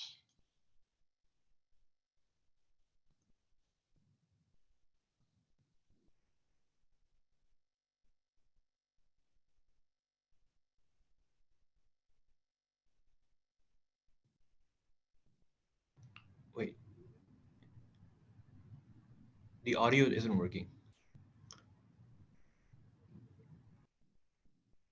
Did you say the audio wasn't working? Yeah. The video, Okay. like the background audio. Okay, that's right. I guess we'll have to narrate it ourselves then. Okay, so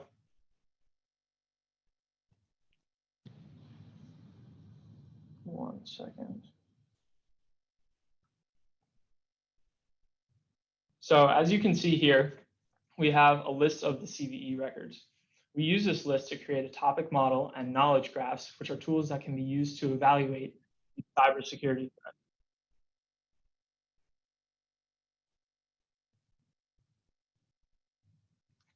This is an example of our topic model, which we trained to detect topics among the data set. Each circle here that you see represents a different topic, and this graph shows the distance between some of the topics. Topics that are closer together are considered to be similar to each other. This can provide very good insight about different cybersecurity threats and can be very helpful as a research tool. Here you can see a portion of our knowledge graph. This is a chain of data representing a single CVE description. When we zoom out, we can see the entire knowledge graph as a whole. Up in the top left is a key about what type of data each node represents. When we zoom in, you can see that it's easy to pick up on patterns between the data points. You can focus in on specific attacks or vulnerabilities, as well as specific software systems. Here you can see Linux and the types of data that surround it, including various attacks and vulnerabilities. This can be very useful as a tool to study attack patterns visually and compare them to existing attacks.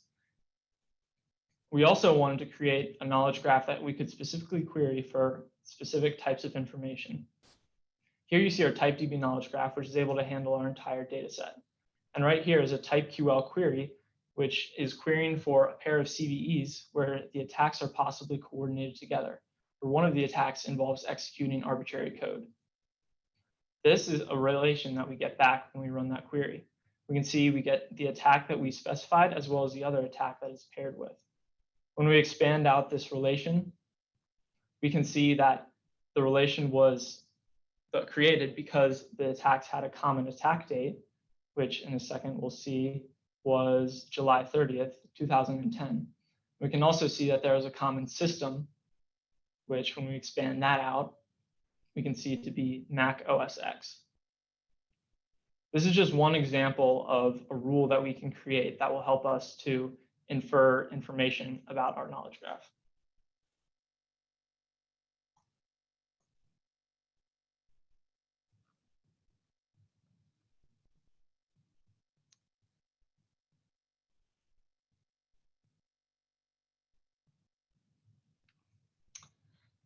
So now that everyone has seen a demonstration of how our solutions work, we want to know where this can be applied in the real world.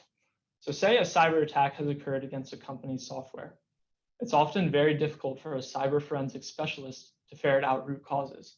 While some information about the attack may be immediately obvious, like the effect of the attack or the targeted system, other information is not very clear.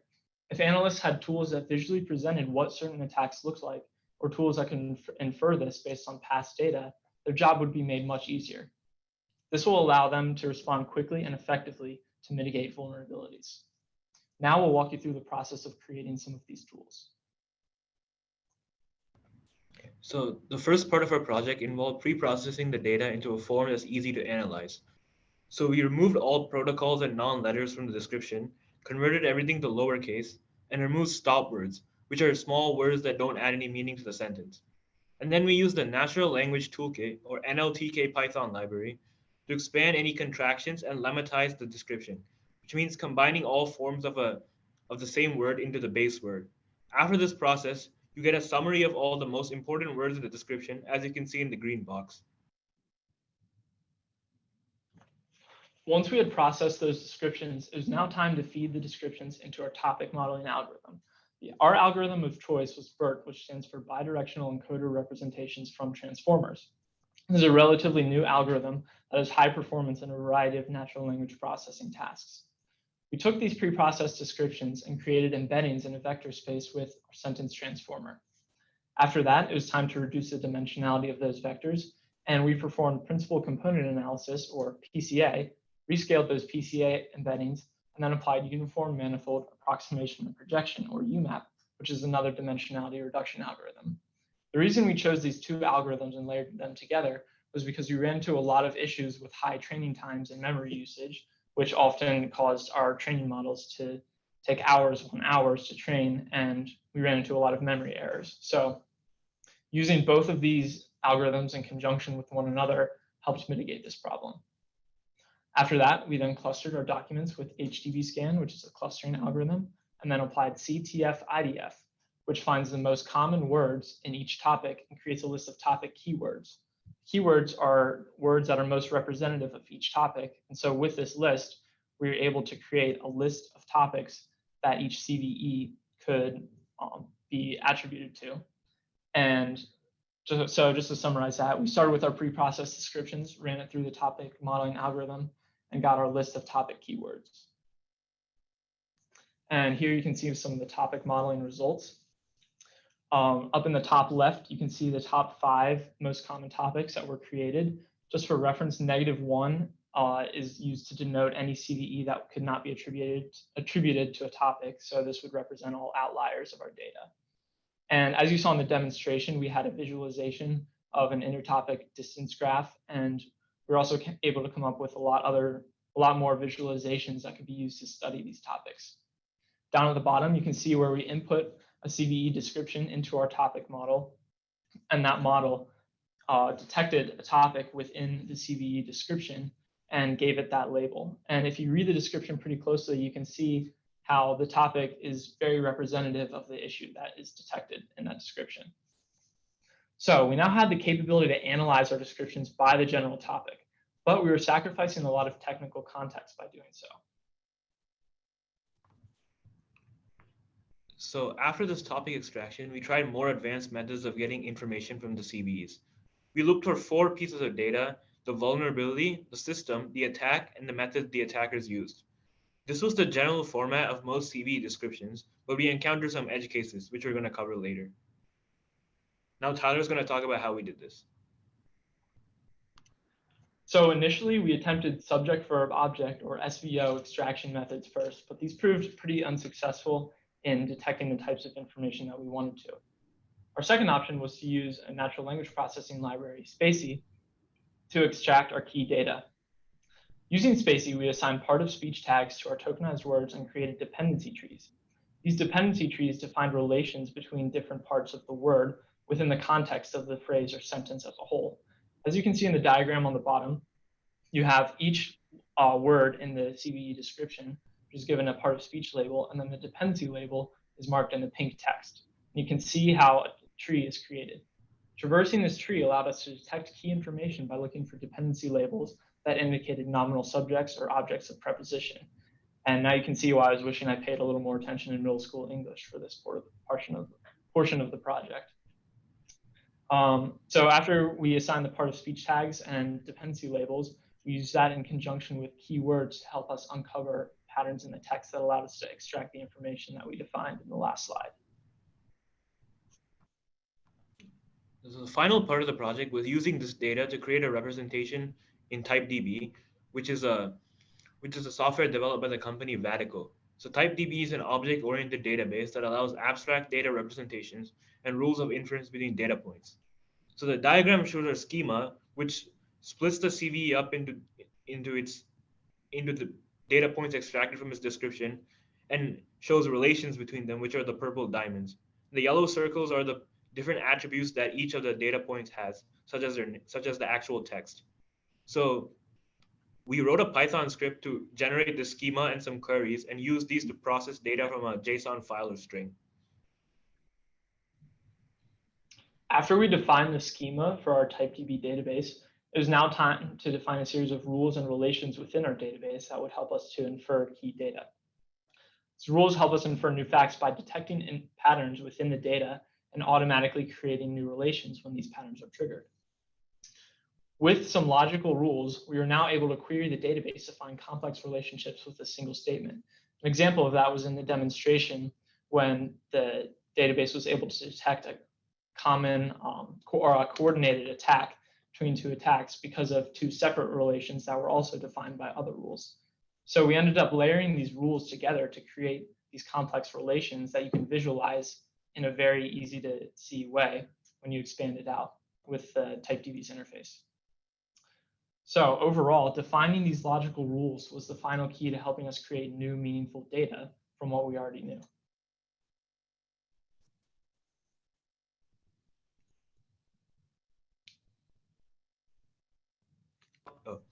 Oh, these are some of the tools we used to develop our project.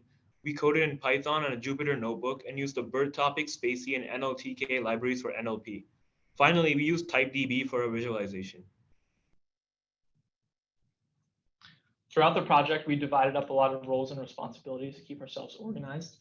Personally, I was responsible for the TypeDB schema design and creating some of the rules that allowed us to make inferences. I was also responsible for the spaCy and natural language toolkit description processing, along with creating some of the visualizations that we showed in our demo. I worked on the JSON to TypeDB migrator and the client scripts that would create queries for TypeDB. I also worked on the functions to extract info from the CVE. And both of us together contributed to the description topic modeling with BERT, as well as project planning and coordination throughout the entire process. We are also both involved with research on a variety of machine learning and natural language processing techniques to help us with our project. As you can expect, in a project like this, we encountered a lot of different challenges. One of which was long training times and high memory usage, which we already said we solved with new dimensionality reduction algorithms like PCA. We were working with TypeDB, which is a very new and abstract database system. So we had to do a lot of planning and modeling, including drawings and sketches of our schema. Finally, we both had limited experience with machine learning and natural language processing, so we relied upon internet resources to learn more about the field. Overall, what we learned, we got to see some applications of machine learning and natural language processing in real life, as well as some common security exploits found in widely used technologies. We learned some new languages and technologies like TypeDB, TypeQL, NLTK, spaCy, and bird topic. We also got good practice with project planning and coordination skills, as well as learned about some potential careers in cyber and how to get there, specifically within Leidos. And in conclusion, we took this reference-based catalog of vulnerabilities and turned it into powerful tools for cyber threat analysis, including our BERT topic model and our PyVis and TypeDB knowledge graphs. If we were to continue, we would improve our information extraction algorithm accuracy, create greater variety of rules to gain more powerful inferences, investigate graph-centric machine learning models, and integrate models into a comprehensive user interface. And now we'll open it up to any questions.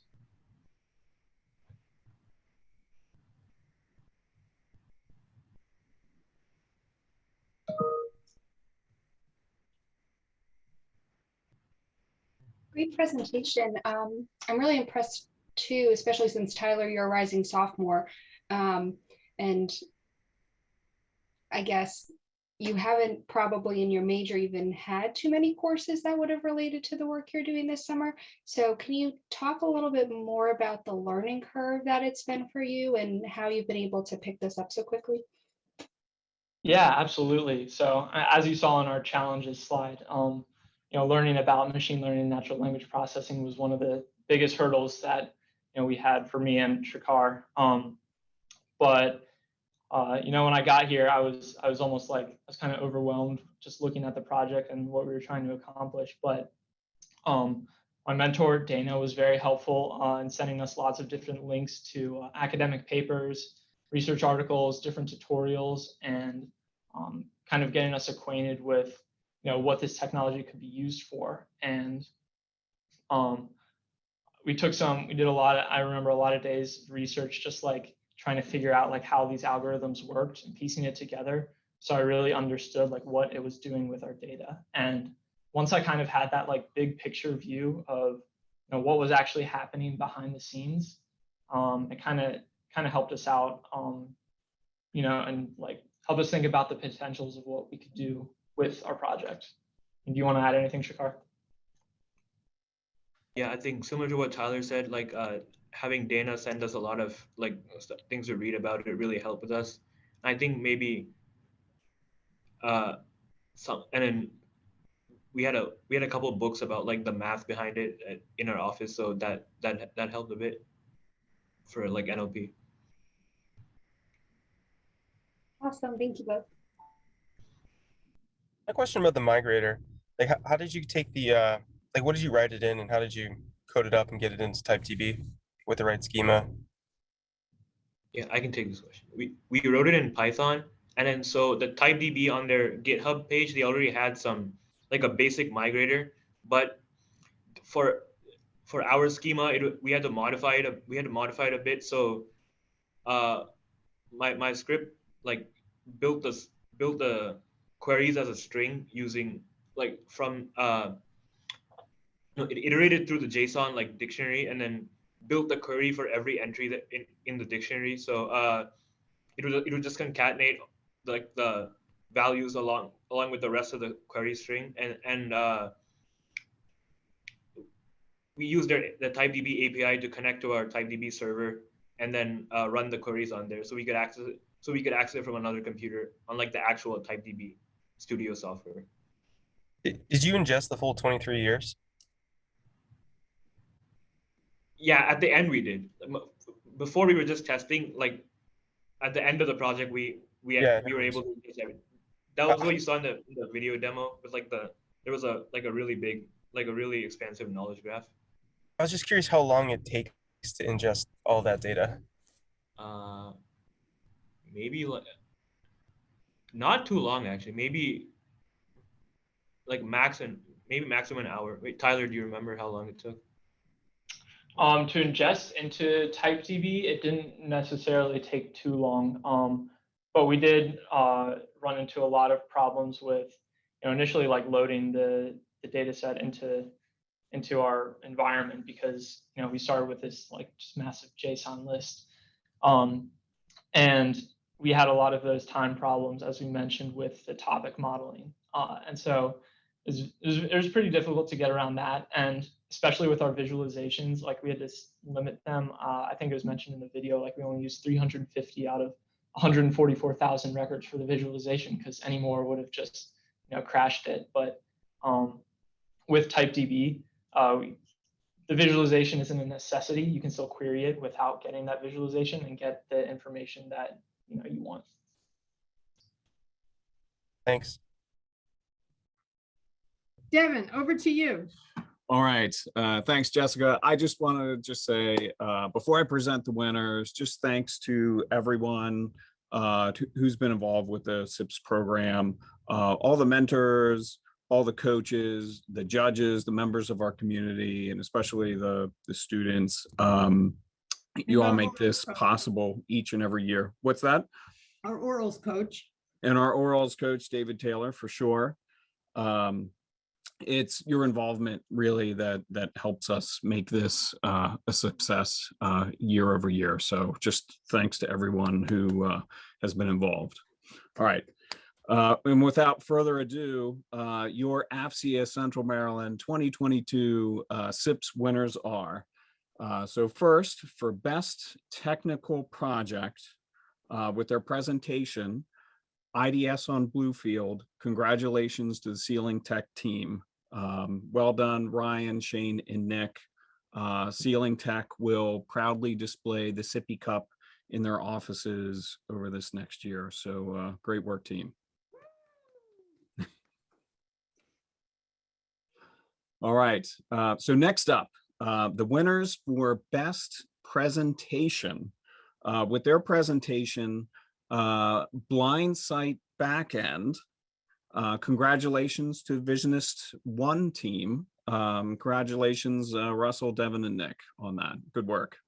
It was a highly complicated system that you guys developed there, and you guys explained the context very well, and the judges were very impressed. And then last but certainly not least, the winners for the best overall project with their presentation, Wireless Information Survey Helper. Congratulations to the Praxis team. Good work, Riley and Alec. Congratulations. Each winning team will have their names placed on the Sippy Cup, on the official cup. It'll be in Ceiling text, but it'll have everyone's name on it.